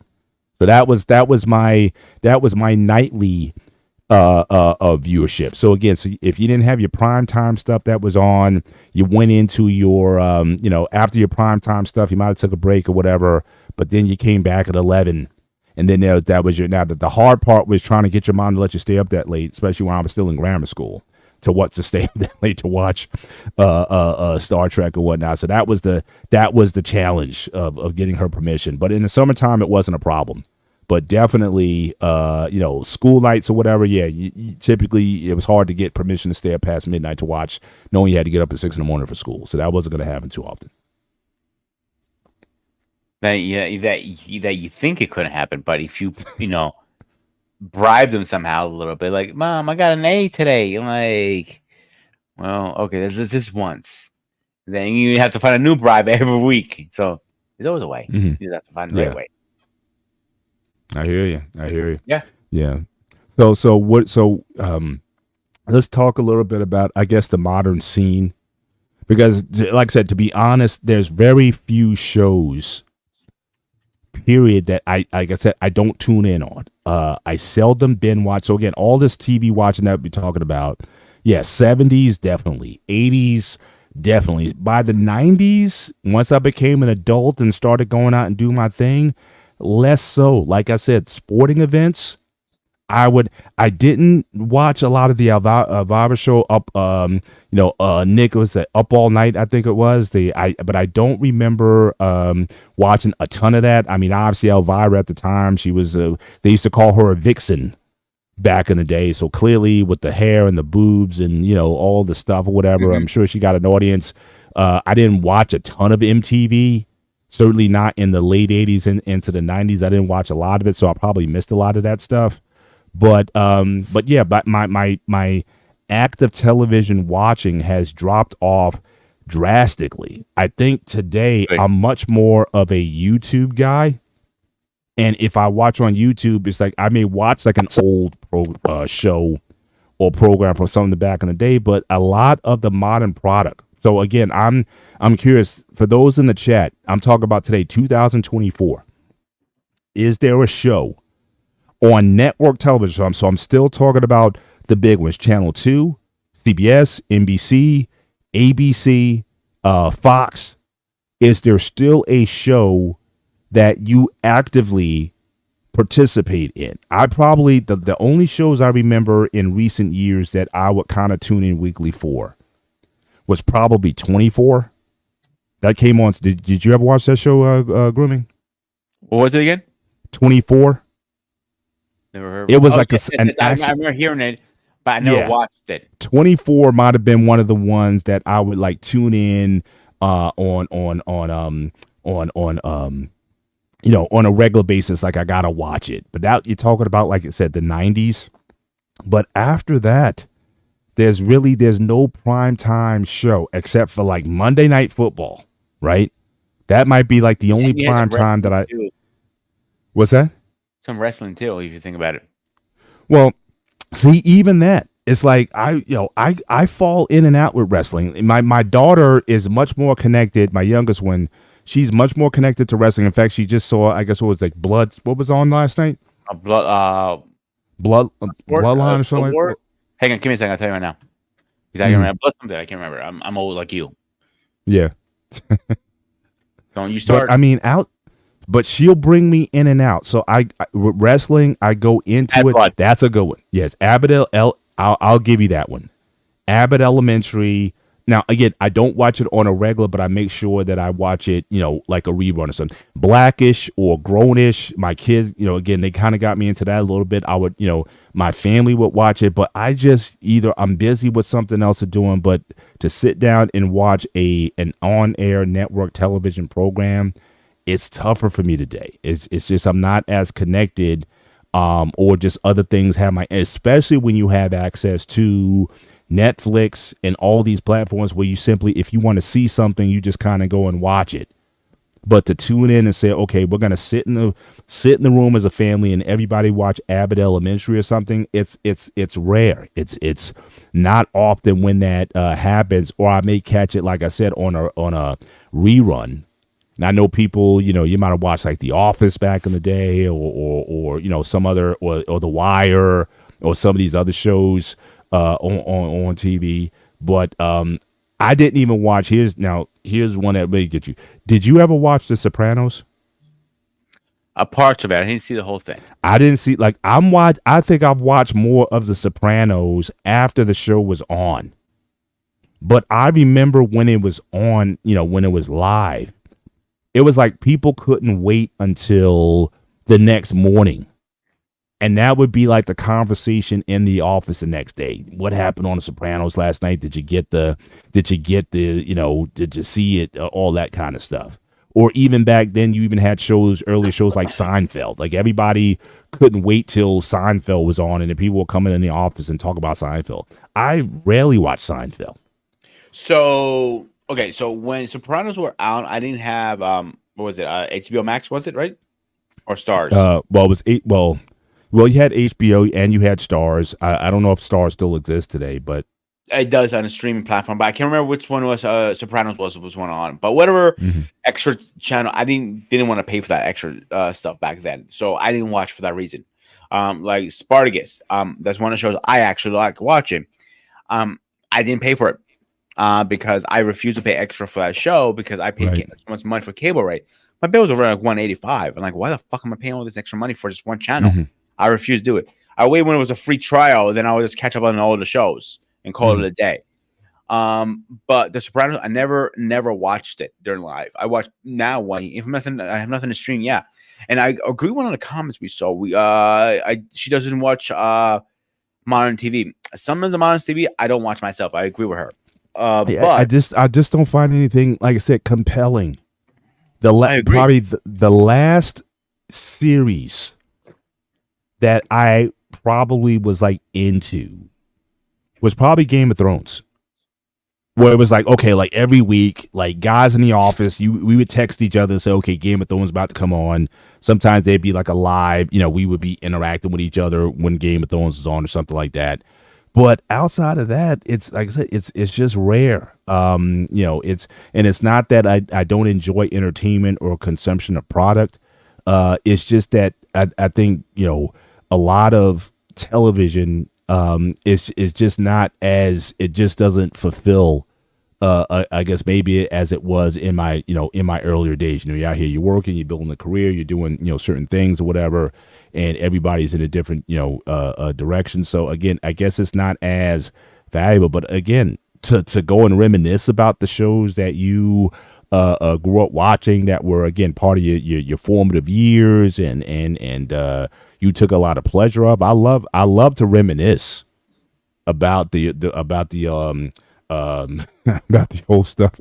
Eric was not a fan of The Sopranos. He didn't, but Eric was never like a big into the mafia movies. Like I don't know if Eric was like into The Godfather or the any of those.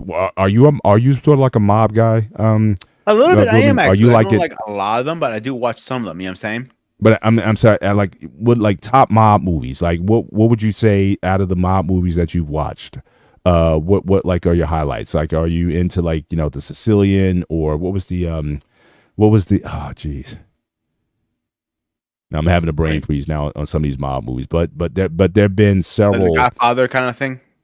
Yeah, just all mafia or mob based movies. Or are you Casino? I know that was a good one. Just a lot of the ones with Joe Pesci, that have been out. But I'm kind of a fan of just the mob culture or the just watching the movies. So, I got but again, into the mob yeah. stuff later on in life, like towards in my 30s. Mhm. So I started eating into the Irishman, the Departed, and stuff like that. I Yeah, got yeah, good, yeah, great movies. Yeah, definitely. it. So, they were great. Fun fact on the Irishman, the nursing home he was they were playing at, I Mhm. actually worked there at one point. Oh, So get it's a out. fun fact. It was after I left there, Oh, and wow. they were in the background like, look, that looks familiar, and that sounds same memories. I'm like, oh fuck, I worked there. It Yeah. looks like it's like the last modern person doesn't say. Yeah. Anyway, so the mafia movies, they're good movies, but again, it's something that you enjoy or not. That's your question. Yeah. Some people don't. I know my cousin, for example, who lives in West Orange, New Jersey. He loved Sopranos and Georgie Shore.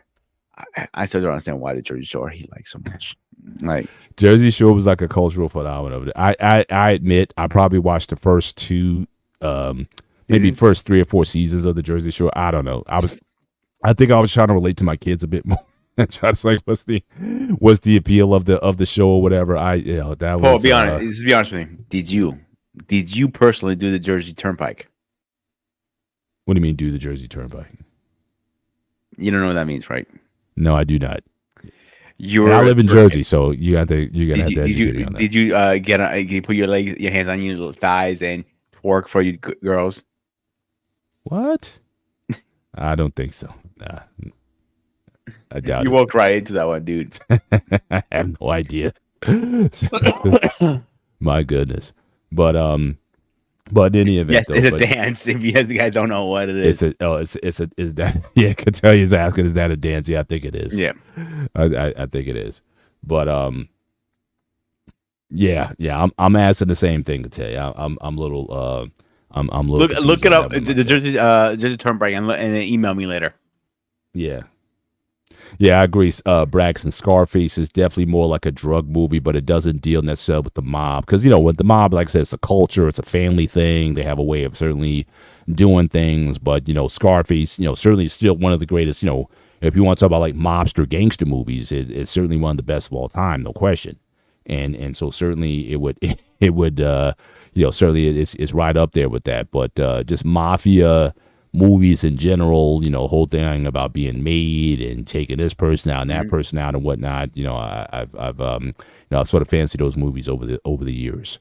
But yeah, I think just going back a little bit, I think Snake Feet, he had mentioned a few shows that he watched. Now again, my wife, now she watches her share of shows that come on. But like I said, me, I just find I just spend my time doing anything else. If I'm not working, especially like I said, that release almost really took me out last month. So it was like I would get home, I'd be working till like 1, 2 in the morning. So very rarely would I get a chance to watch anything. Or I'd watch, but me, I'm like, on any given night, like I like watching and again, this is something I don't do as much anymore. But I loved growing up the nature shows, So again, if you remember, like Mutual Omaha's Wild Kingdom, or the American Wilderness, or Nova, or any of those shows that dealt with nature or science or whatever. I used to love watching those. That was like those shows that used to come on PBS. That dealt with stuff, but I know, like I said, Sunday nights they would have the Wild Kingdom stuff or whatever. Any shows that dealt with Discovery Channel, absolutely, Wild Discovery.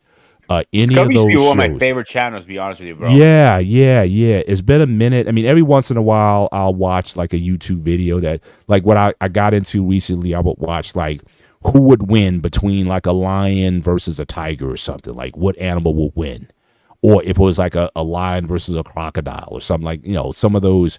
Yeah, just one guy has a channel. I think it's called Wild Sciences. I think it's the channel. And I like watching a lot of those kind of things. History Channel, Lost. I mean, absolutely. Another one of my favorite ones. Especially for those eras that we've talked about. So again, my favorite eras to watch when you talk about history. I love World War II. I love Vietnam, and I love the Cold War. So any documentary that dealt with those topics, I was always into. So yes, I watched a lot of educational, if you will, type of TV. Yeah, gorilla versus alligator. It depends. How big is the alligator? I would say that if the alligator is more than 10 feet, I may choose the alligator. If he's like under 10 feet, I may pick the gorilla to win. But yeah, Science Channel. Yeah, anything that. But I go through periods. Like a lot of times, if I'm in a a learning sort of mode or inquisitive about how things, because I like learning about how things work or how do we get here. Any one of those things I can get into. Absolutely, yes, the Undersea World of Jacques Cousteau. Yes, that was also back in the day. That's a great one, Eric. Thanks for bringing that to to memory. Military Channel I would get into only for the tech. So I like the shows that talked about like the stealth bomber or the Cobra choppers or something like that talked about what went into the design and the manufacturing of the I like those too, thing or whatever. Yeah. Or like Human versus Weapon. I remember that one. Yeah, I remember. Yeah, I remember that as well. I definitely remember that as well. Or they would. I think they had this one show they talked about. They would actually match people up. So like an ancient samurai warrior versus like an Arabian assassin or something like that. And they would like size them up, like the weapons they would use and their fighting tactics and things like that. And they would try to come to like a conclusion in terms of who would win between those two. So yeah. So And they broke the science, how the roundhouse kick worked and all that stuff. That's why I liked about those shows too. Yeah, for sure. So yeah, I spent a lot more time there. But now we're in the age of a lot of reality television, which really isn't reality. You know what I mean? I mean, from the Real Housewives. And the thing that gets me about that show, or any of those reality shows, is half the women on the show aren't even married. So I don't know. Is it me? I always thought to be a housewife, I thought the prerequisite was that you had to be a wife. Yes, absolutely. I never quite got that. It's almost like if you get a divorce because some of those ladies, they got divorced in the middle of the show. I'm thinking you should automatically be disqualified from the show. It's like, sorry, we can't continue with you because you're not married anymore. And I thought that would be a criteria. One I always had issues with, it was mob wives. No real mob wife would go on a TV at reality and say, hey, no, I am so-and-so's daughter, or so-and-so's this, so-and-so. And then all of a sudden they're fucking pulling each other's hair, fighting. I'm like, that is so fucking fake. Yeah. It was fun to watch. I'm not getting wrong. I didn't even enjoy those. Because again, I thought they did a serious sort of like, mischaracterization of Italian Americans for sure. I think if you were like, the real baby mamas of Orange County. Yeah, it's like, a lot of these women aren't even married. But that's what they're kind of feeding you. So there's for ratchetness, Love and Hip Hop and all of these shows that just really gin up drama. And just me as an African American, as an ADOS, I don't like to see our people represent. Now, some people may argue how much of that is real or not. Like, some people argue that, look, maybe we are that dysfunctional. But I don't believe that. And I think that certainly as the Real Ratchets of New Jersey, I don't believe that. And I think that, the image that it does for black women, I think what it does to so in that instance, so again, I started out earlier in the show talking Hey, about before we move on, I want Yeah. to mention one show Yeah. that we haven't talked about, and I have a big problem with this show. I'll explain to you in a minute why. Mhm. 16 and Pregnant. I tell you why, because when I was young when that show came out. I was starting Yeah. high school. I was a little older than 16, but I was in my early 20s. I felt it promoted women or young ladies in high school to get pregnant on purpose to try to get out of the show. Thank you. That I heard of the show, but obviously I didn't spend a lot of time watching it. But I don't know. I don't know if it was encouraging young women to get pregnant at 16 or whatever, or if it's just showing the realities of women who gone through that. I don't know. Another show that's very popular that I don't understand why it's popular is that show the show that has like the obese people on it. Like, I mean, the real, like the 600-pound Oh, my people. 600 Fat Life or some shit like that. Something, yeah. But I know a lot of people I know they love that show. And to me, it's a heartbreaking show to watch. Because you got people, this goes beyond just people who are lazy or whatever. I mean, these people have, where they can't get out of bed. And I've seen how bad they are. yeah, I know people who love watching that show. My 600-pound life or whatever the program. I don't get it. Why that show is so popular with people and the reasons that they watch it. Because again, it's like, I get, some of these people you might have been like a former athlete, like a former offensive lineman. Your playing weight was 330 pounds and you can't play anymore and you're blown up to 500 pounds or whatever. Like that, I kind of get. But I don't get the appeal. I just don't. But I know so many people that I know love that show.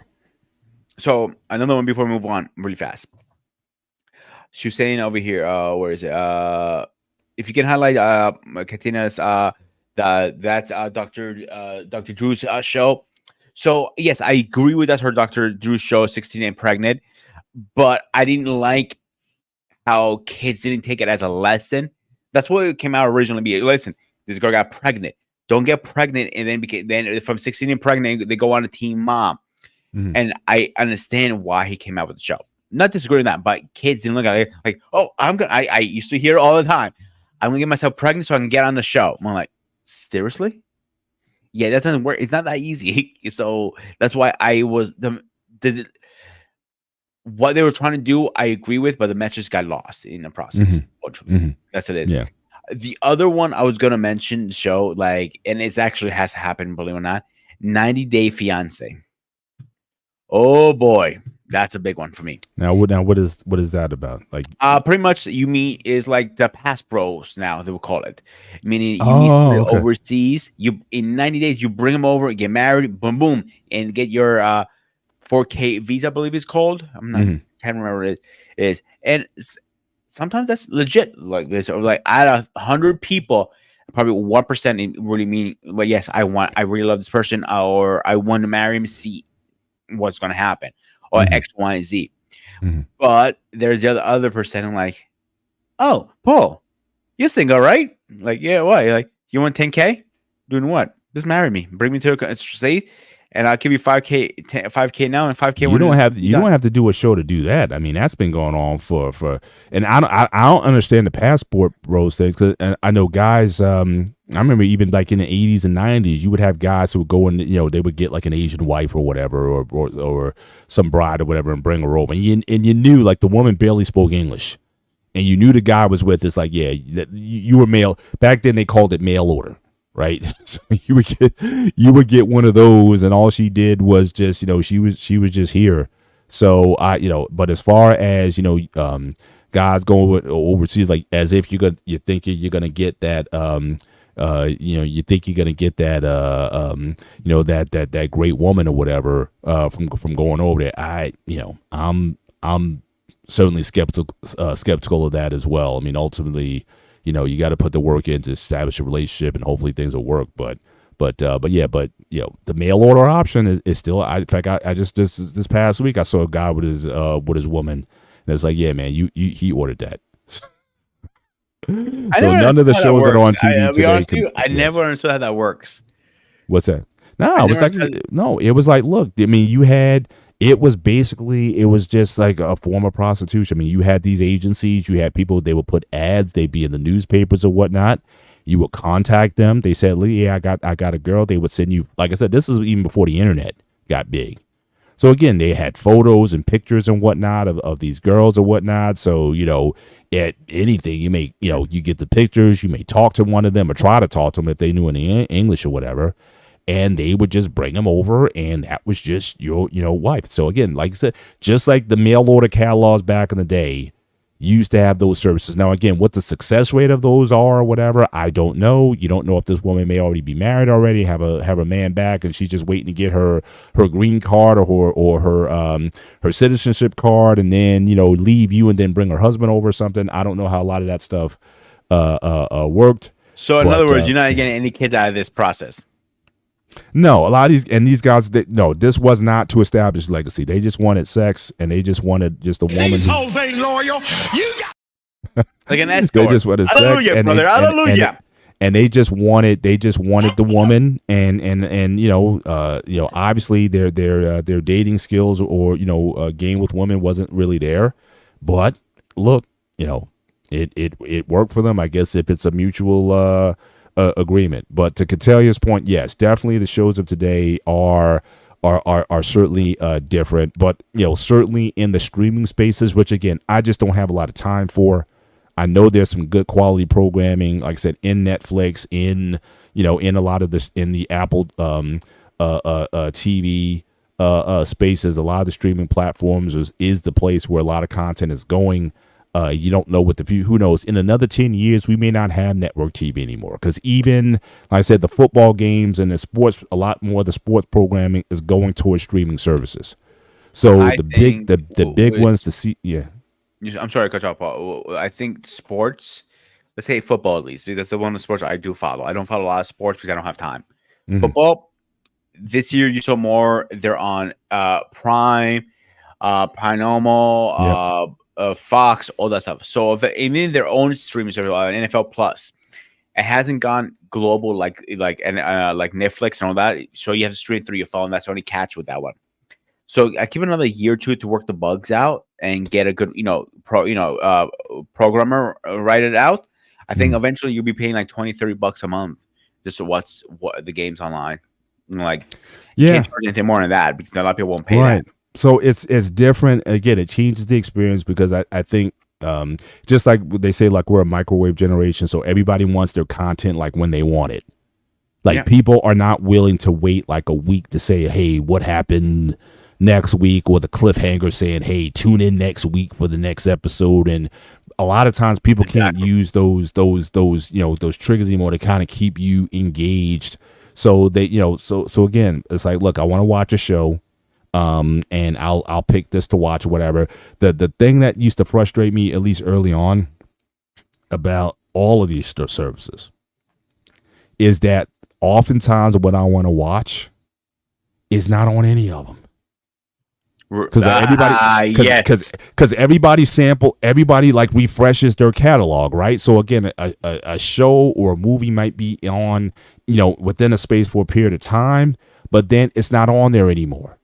And then they may bring it back like 4 months later or something like that. So there have been so many occasions when there's just a movie, like a classic movie that was in my heart to watch, and I can't find it on Prime, I can't find it on Netflix, I can't find it on Hulu or Disney or Apple or whatever. And it's just like I gotta wait until it comes back into the space again, so I can watch it. So even then, even with all of these streaming platforms, it still may not necessarily satisfy it, your immediate need when you want it. And some of these channels have like 10,000 movies, but the one movie I want to watch, you don't have.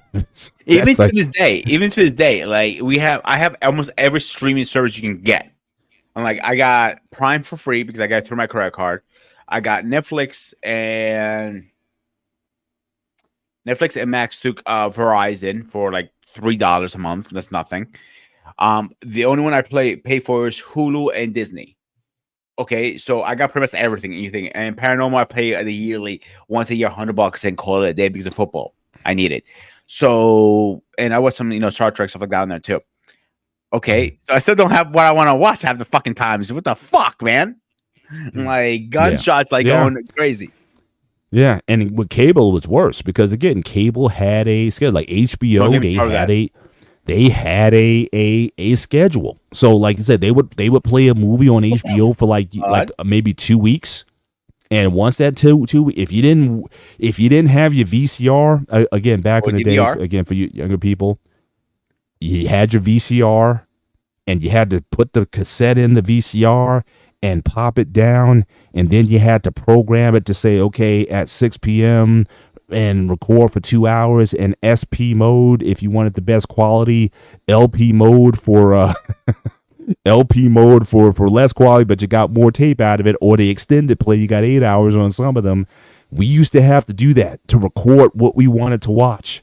And I know I remember my wife back in the day, she would set the VCR daily for All My Children and General Hospital every day. Those programs, when she came in from work, she would just go in, hit play, and watch her soap operas. So yeah, all this on-demand streaming and whatnot. Yeah, we didn't have that back in the day. The VCR was where it's at, and VCR went out. I know you had Betamax and you had Laserdisc and you had all those different technologies, but the VCR ultimately went out until DVDs came on the board. Now I'm gonna ask you this question really fast. Did you guys have only one VCR or like 2 or 3? Early on, I had one. Well, mostly it was me who would be even interested in that. Like my dad, he would like watch whatever was on. So it didn't matter. Like him, he wasn't interested in that. When I got married, I think at any given time, I always had at least 2. Because we had like a TV downstairs and we had a TV upstairs. So again, there would be programs. Like I said, my wife, she'd be watching her All My Children and stuff like that. And I didn't want to make the mistake of recording something and erasing or overwriting what she had already recorded, especially if she didn't get a chance to watch it yet. So typically, yes, at least 2. I would record if I wanted to record a movie or a sports show or a program. I would have my VCR, she would have her VCR, and yes, 10-6. So again, this is why, even though this game has been on, could tell you this is why I seldom watch actually a Steelers game live, because I'm gonna be pulling my hair out one way or the other, either on whatever hair that I have left. Yes, exactly. That's why I probably don't have any. Because it's like Steelers always make the games low scoring and they're ugly. They'll probably win at the end. When was the last time the Pittsburgh Steelers, ever just blew everybody out where in the fourth quarter you're resting your starters? Every game has to be this nail biter to the end. So to me, it's not even worth watching the game until the fourth quarter anyway. And the game will be nail biter close, and I'm getting stressed out seeing if they're going to pull it out or not. It happens all the time, and so it is what it is. But it doesn't surprise me at all. Everyone going into this game thinking, "Oh, this is going to be a high scoring game," and Justin Fields was finally going to go off, and Dak would go off. And again, it's a typical Steelers game. So for us to score 30 points, that's like a luxury, and it's one of the reasons why I want to see Russell Wilson hopefully get a chance to start. But be that as it may. Yes. At least a couple VCRs. Eric, me and Eric used to hang out at his house all the time. He had a ton of recordings. He would always record wrestling on WTBS. So again, the NWA wrestling on Saturday nights. We would typically be there and we would watch that, or we would go to Blockbuster and get a movie of some kind and we watch that. So yes, going to the video store and getting movies and recording things and whatnot, yes, that was a major part of what we did back in the day. But yeah, I think having more than one VCR, unless you wanted to get into a fight with people in the house because you erased that movie that I wanted to watch, is like, I didn't know. You rewound it to the beginning and thought that you had it, and you didn't. That would cause a lot of fights in the house. So yeah, for your own sanity, you always would have at least a couple VCRs in the house just to make sure everyone had what they wanted. See, nobody really messed with my VCR because my parents didn't know how to touch it or use it or anything. That was my project. The one thing I will learn the lesson the hard way is don't ever record a football game. I'll tell you why. By the time you watch it, you already know the score, so there's really no point in watching it. So Right. you might go to school and somebody tells you, "Man, I didn't watch the game yet." I'm like, "We need to watch the game yet." Like, I have a VC, I recorded it. Like, why? I'm like, I don't know, Yeah. because I want to watch the game still. Yeah. Like, it was like, but those are the days. I was literally thinking about this today and yesterday. The last couple of days, I've been sick as a dog. Like, I miss the old school days. Like, even though I'm sick now, like sick from being sick when you were a kid was the best thing ever because you could sit home, watch a movie, and just relax and just watch movies. That's all you had to do. Watch movies. Yeah. And then get better. And the VCR and stuff like that. I used to have a bunch of VHS tapes. Mhm. I was smart enough to get rid of them when they were just the DVD was coming in because if I still had them, that'd be the problem. Yeah. But- Yeah. But they come Braxton's back. asking a Come back question. now. Braxton's asking a question. It said if you didn't record it, you bootlegged it, right? But then how would you also you would rent the movie from Blockbuster? See, and again, I don't recommend that anybody do this. All right, so I'm just sharing my life with you guys. So yes, I got to the point where I had two VCRs, one to play and the other to record. And what you would do is you would take the VCR cassette. Now, again, every VCR cassette had that little notch on the end that allowed you to record. If you wanted to save something permanently, you would take it off. So then for the movies that you would rent from Blockbuster, you would put a piece of black electrical tape on that edge, and then you would put it in. You would then record onto to another, and then you would just return it back to the Blockbuster. I built up a library that I just recently threw out. I had in my basement hundreds of bootleg cassettes that I recorded. I just said, you know what? I'm never going to watch these again or whatever. Everything's basically available through streaming or whatever. I can get this stuff anytime. And certainly I would go in and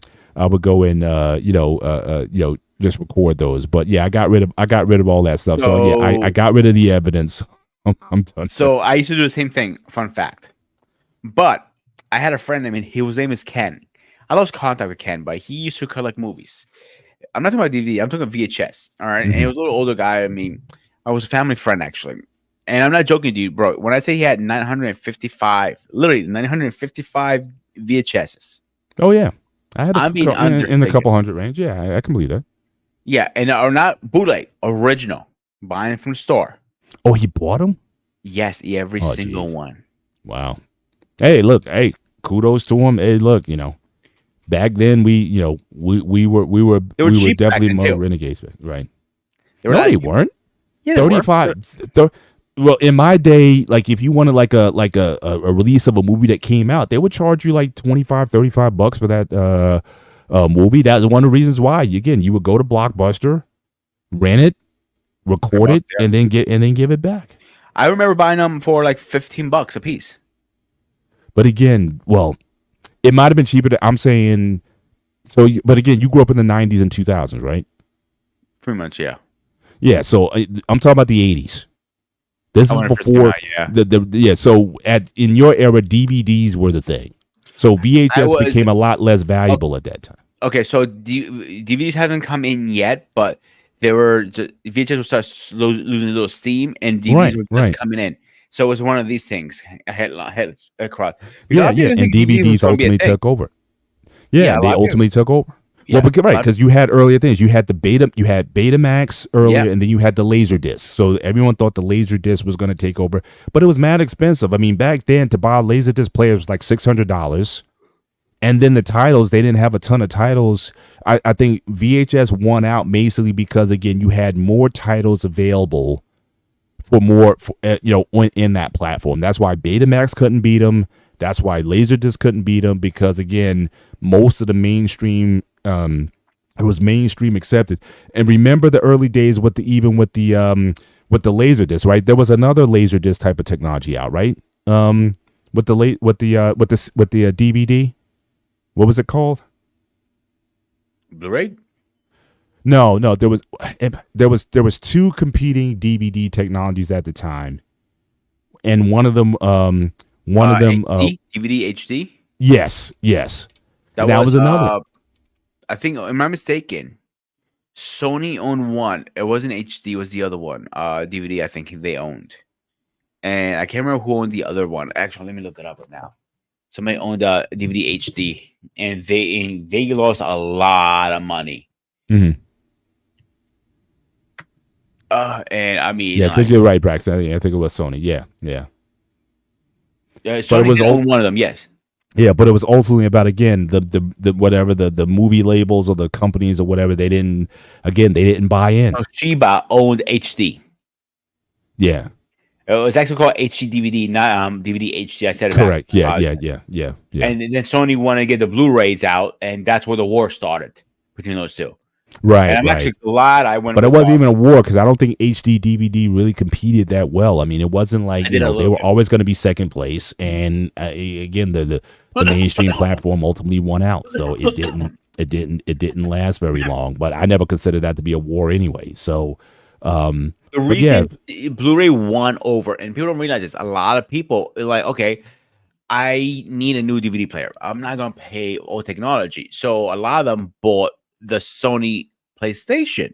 Wait a minute, I can be a PS2 or PS3 for cheaper and get 2-3 systems. Like I did a CD player, a DVD player, and a PlayStation for the price of one. But if I have to pay for everything separate, I'm over 1,000.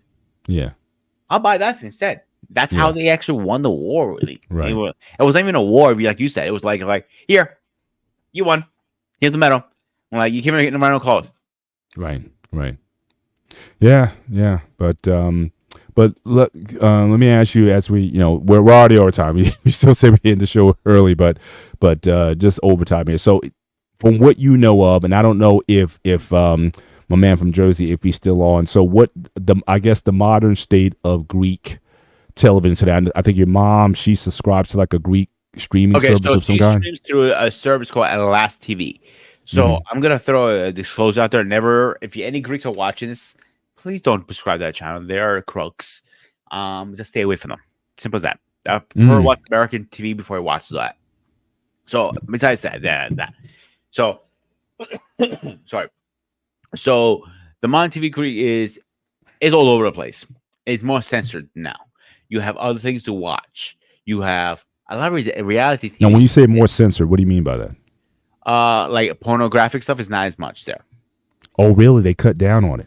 Yes. Yeah. No, the world is getting really sensitive now. You imagine. Well, in fact, I'm glad you brought it up. Let me just go back, because I remember something that Scorch Earth brought up earlier.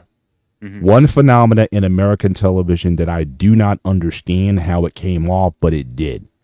Back in the 80s, you had two shows that would come on American television that certainly would be banned today, but I'm shocked that they were on in the 80s. One was the Benny Hill Show and the Paul Hogan Show. Very raunchy comedy, to say the least. But they were on, and I could never figure out how, in this conservative landscape, when they talk about censorship and everything else, they allowed a lot of cheeky banter, to say the least, to go on in those shows that was allowed to be on American television in the 80s. Again, there's no way you would show that stuff today with the culture that we're in, but for some reason it was allowed to fester. So I just wanted to address that from Scorched Earth earlier. Yeah, I don't understand how those shows will be able to be on, but I saw every one of them.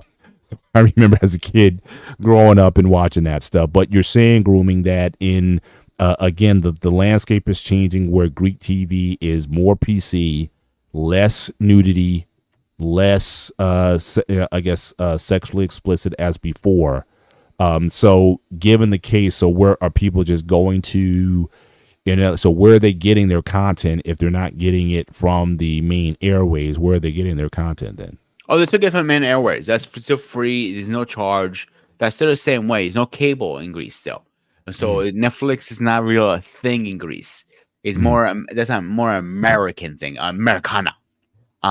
So watching a streaming service, yeah, you're going to probably find a bootleg website. So let's say movies.com. I'm just making some shit up on my ass.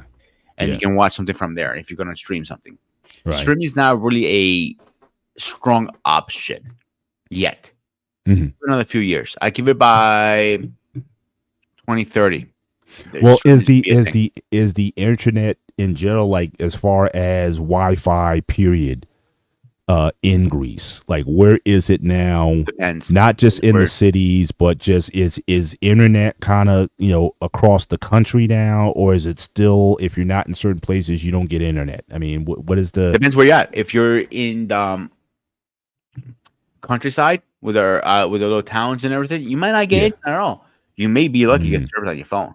Hmm. So, and that's it. They're Greek has a weird sense of humor and some things, and that's the issue they're having for years. Like the jokes to me and you might be hilarious, but the new generation going up is not. Mhm. Makes sense. I'll give you a good example. So I remember watching this one show. I think it's hilarious actually. He goes to a first village. This woman comes around and says, you know, Father, I sin. I'm like, that's okay, my daughter. Like, what's your sin? I'm like, well, I fucked the priest from the next village. That's Oh, okay. jeez. He goes, wait, it gets better. That's the beginning. He goes, but Father has more to say. Like, what else? I also fucked the other priest over there. I'm like, okay. Like, she goes, for the third village, so fourth village, so fifth village. And then finally the priest goes like, man, bitch, you could have fucked me too. I'm like, you fucked every other priest around this neighborhood. So to most Greeks, that's hilarious, Mhm. right? But for like something like you, I can tell you like you don't think that's funny, right, Paul?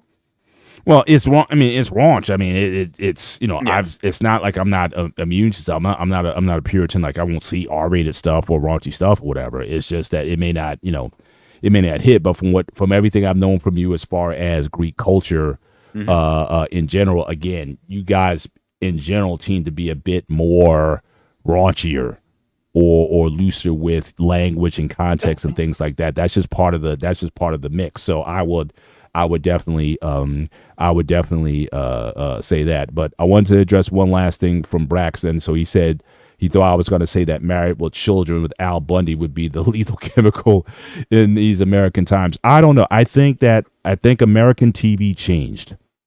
I think with both two shows, one with Married with Children, and secondly with Roseanne. Because I think at that point they started to show, like, again, a lot of the TV sitcoms, I mean, they were kind of like, you know, sort of sanitized versions of how American families lived or whatnot. Like, even I remember growing up, people used to say, "Oh, but the Cosby Show isn't real. Black people don't live like that. So why even show anything like that on television?" But I think with the Married with Children approach or whatever, showing basically back then they used to call it trash TV, and the idea was that, again, this was going to be a corrupting influence on the culture. Again, I don't know if it has been or not. I think more than likely what's been an influence on the culture is, you know, economic issues and just the cost of living, and I think the other things are involved. To what degree that Married with Children and other shows like it, the more raunchier shows, Family Guy and Beavis and Butthead, that was another one, you know, where it seems like a lot of the TV shows and the movies seem to be showing more what people deemed as degenerate behavior. What you know, was it a corrupting influence? I can't say. But the point is, when I was contrasting American TV to, say, European TV or Greek TV, I'm saying they had a lot of that same content and you didn't necessarily see it as corrupting of the culture. And so, and again, America seems to in general have sort of like a bipolar mentality when it comes to being hyper puritanical on one end, but then very loose on the other.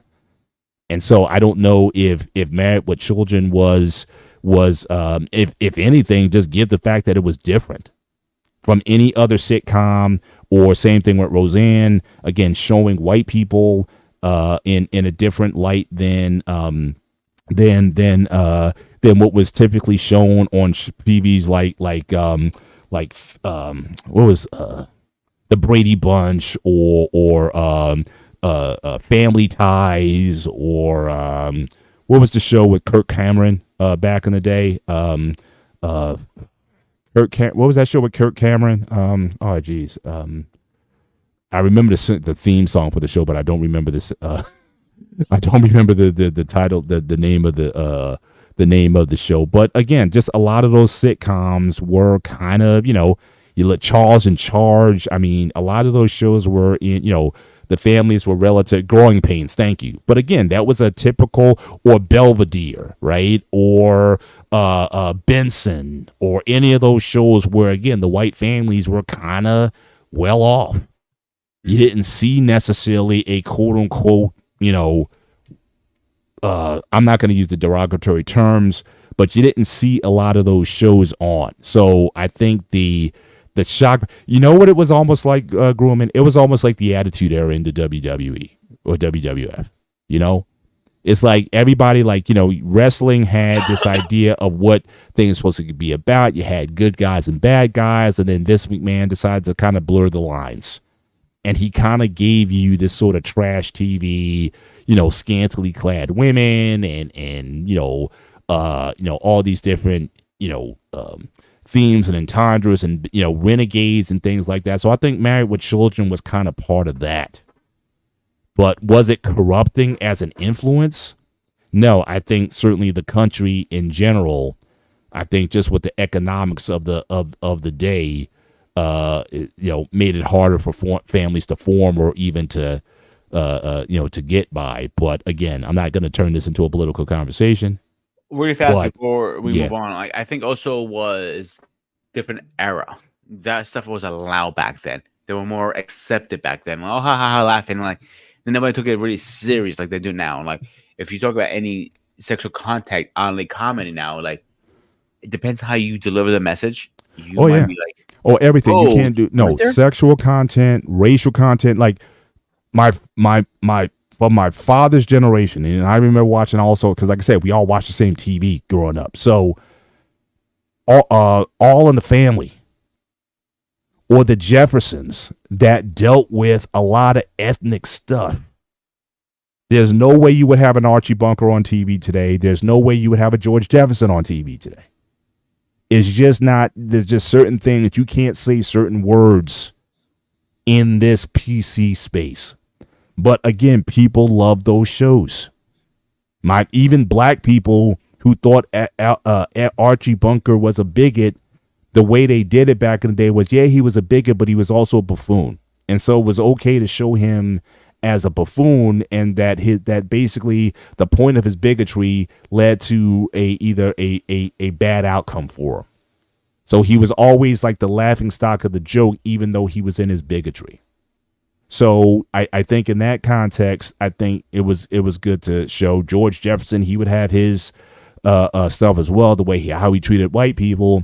But again, ultimately, a lot of that stuff didn't necessarily serve him very well. So again, those guys were allowed to be that, but also they were also the butt of a lot of the jokes.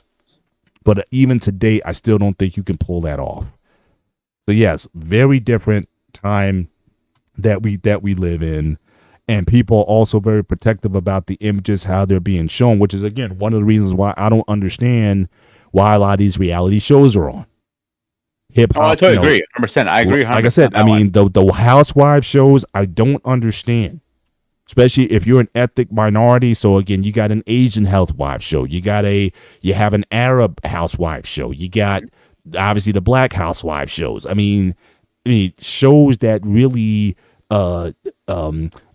misportray, women, American women, or whatever the woman is. I don't understand why those things are popular, but nevertheless, they still, they still exist. So again, it's funny how we don't tolerate Archie Bunker anymore, George Jefferson. Yes, and I do remember when they first met, and obviously the Jeffersons is a spinoff of Archie Bunker. But that being said, also it's interesting. Also, Maude also came from Archie Bunker, and then Good Times was a spinoff off of Maude.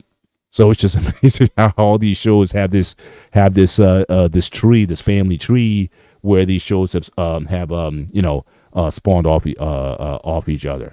But yes, I know there's a Real Housewives of Dubai. And I'm thinking, how serious is this? Because, again, if these are, in fact, Arab women, you would think they'd be carrying themselves different. I think they're really American women who are in Dubai or come from American backgrounds, and they don't, carry a lot of those values. But, again, that gets into social political, which is, not where I'm looking to go tonight. But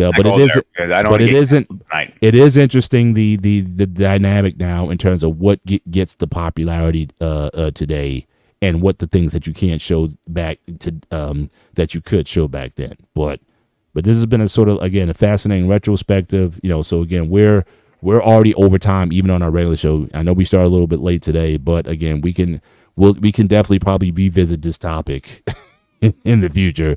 But it definitely seems like from the chat, there's definitely seems to be a lot of even Sanford and Son. I mean, he was off. I mean, you couldn't do Sanford and Son today with all the things he used to say about people. But we're definitely in a different age now, and where television goes from here, again, I think that we could very well see in the next 10 years, again, regular network television may be a thing of the past, and then everything might be streaming to an extent, and people will simply just get what they want. Now, the other thing about this, and we've talked about this on the when we did the cartoon show, that television in a lot of ways was meant as a tool to shape society and cultural norms. But if everybody goes to streaming, then again, you're not going to have that cultural platform, but people are going to be able to find what they want. And so if you want to model after a certain, lifestyle or demographic, you'll find what feeds that. But back in the day when everybody was trying to tell you sort of how things should be, television was sort of that shaping tool. Now everyone's getting everything from news to information from any source that fits their belief system. So here's my other thing with that with me. Yeah. Is you could get away with a lot more with streaming. That's facts. Yeah. You don't have a guidelines you need to follow. Mm-hmm. Like with regular TV cable, you have a guidelines. You have to follow X, Y, and Z. You cannot go off that. If you do go off, you have to be a certain time with special permits and special everything. Obviously, governments want everybody's in their hands in everybody's goddamn pocket. Mm-hmm. Now you can get away with a lot more. Like, so, okay, we're just talking about we're more sensitive now. Okay, yeah, but are we really? Because again, we get away with that stuff. You know what I'm saying? Yeah, absolutely. So, but this has been fun. Hopefully, for those of you in the chat, I know Braxton, I know a lot of people had a lot of content to share as far as programs that you enjoyed. I know Kateli, she took me all the way back to Saturday to Dance Fever. So you took me all the way back when you brought that show up. So, but yeah, I mean, I think there was a lot of certainly good content, certainly back in the day that we certainly grew up and we enjoyed. Today you have more options, and hopefully you can find certainly the quality that not only entertains, but I hope we also find time, because again, one of the things that I do miss that oftentimes I'll still do, certainly spend some of your time trying to watch things that inform, that educate, that show you things about the natural world. I think that's something that, with all the craziness that goes on, I think we get disconnected from that. Again, watch shows that talk about the planet, that talk about nature, that talk about science, that talk about the environment, and just the beauty of the world that we occupy. With all the crazy stuff going on, everybody kind of gets into their mindset that, hey, it's just about my material needs. But there's a lot of good things in this world that, a lot of people, spend a lot of time and resources and money trying to show us. But we get so caught up in our daily issues that we kind of lose perspective. I think that's one of the reasons why it's good to travel.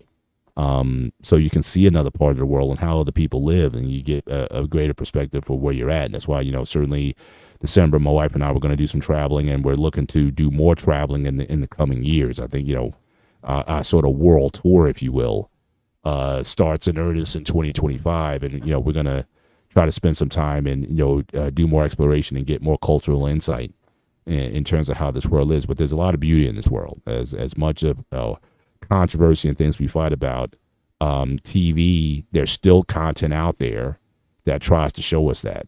And I know for myself, I want to be more conscious about embracing more of that content rather than the stuff that really doesn't have, one, that's not real.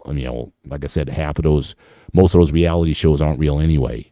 But, get out there and see some of the good that's in the world, or support content that tries to show you the good in the world.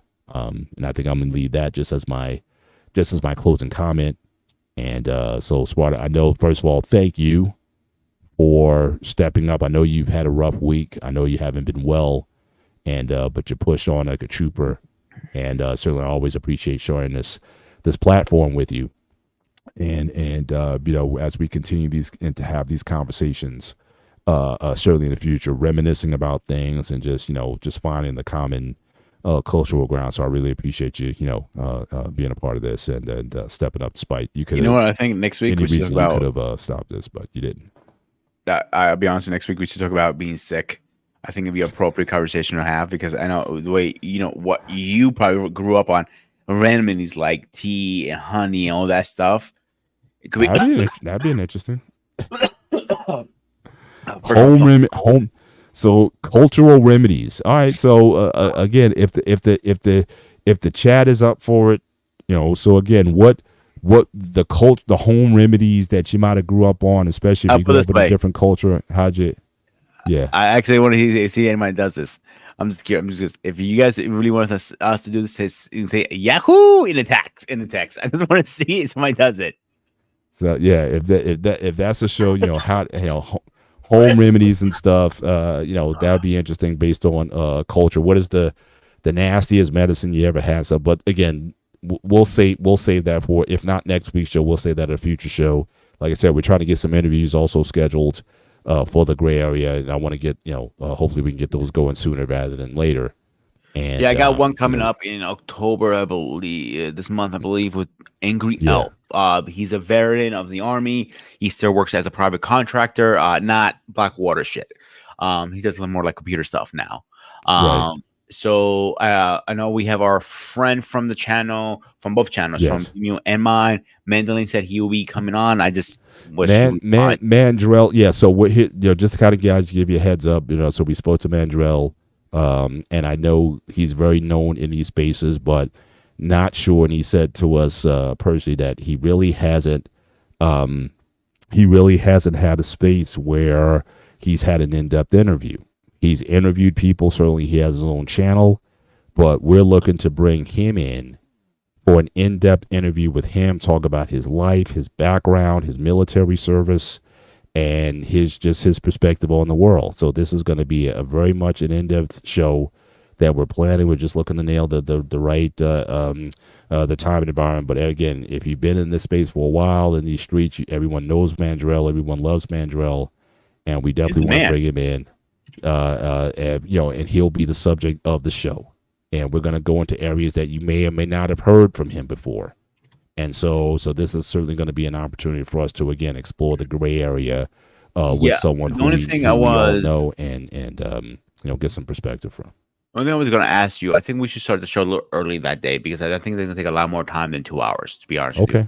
Okay. So we're going to talk about that on Wednesday when we meet up our meeting. Right. So we'll announce an early morning, an earlier start time. I'm down with that. To give I get every other weekend off, so the weekend I'm off will be great.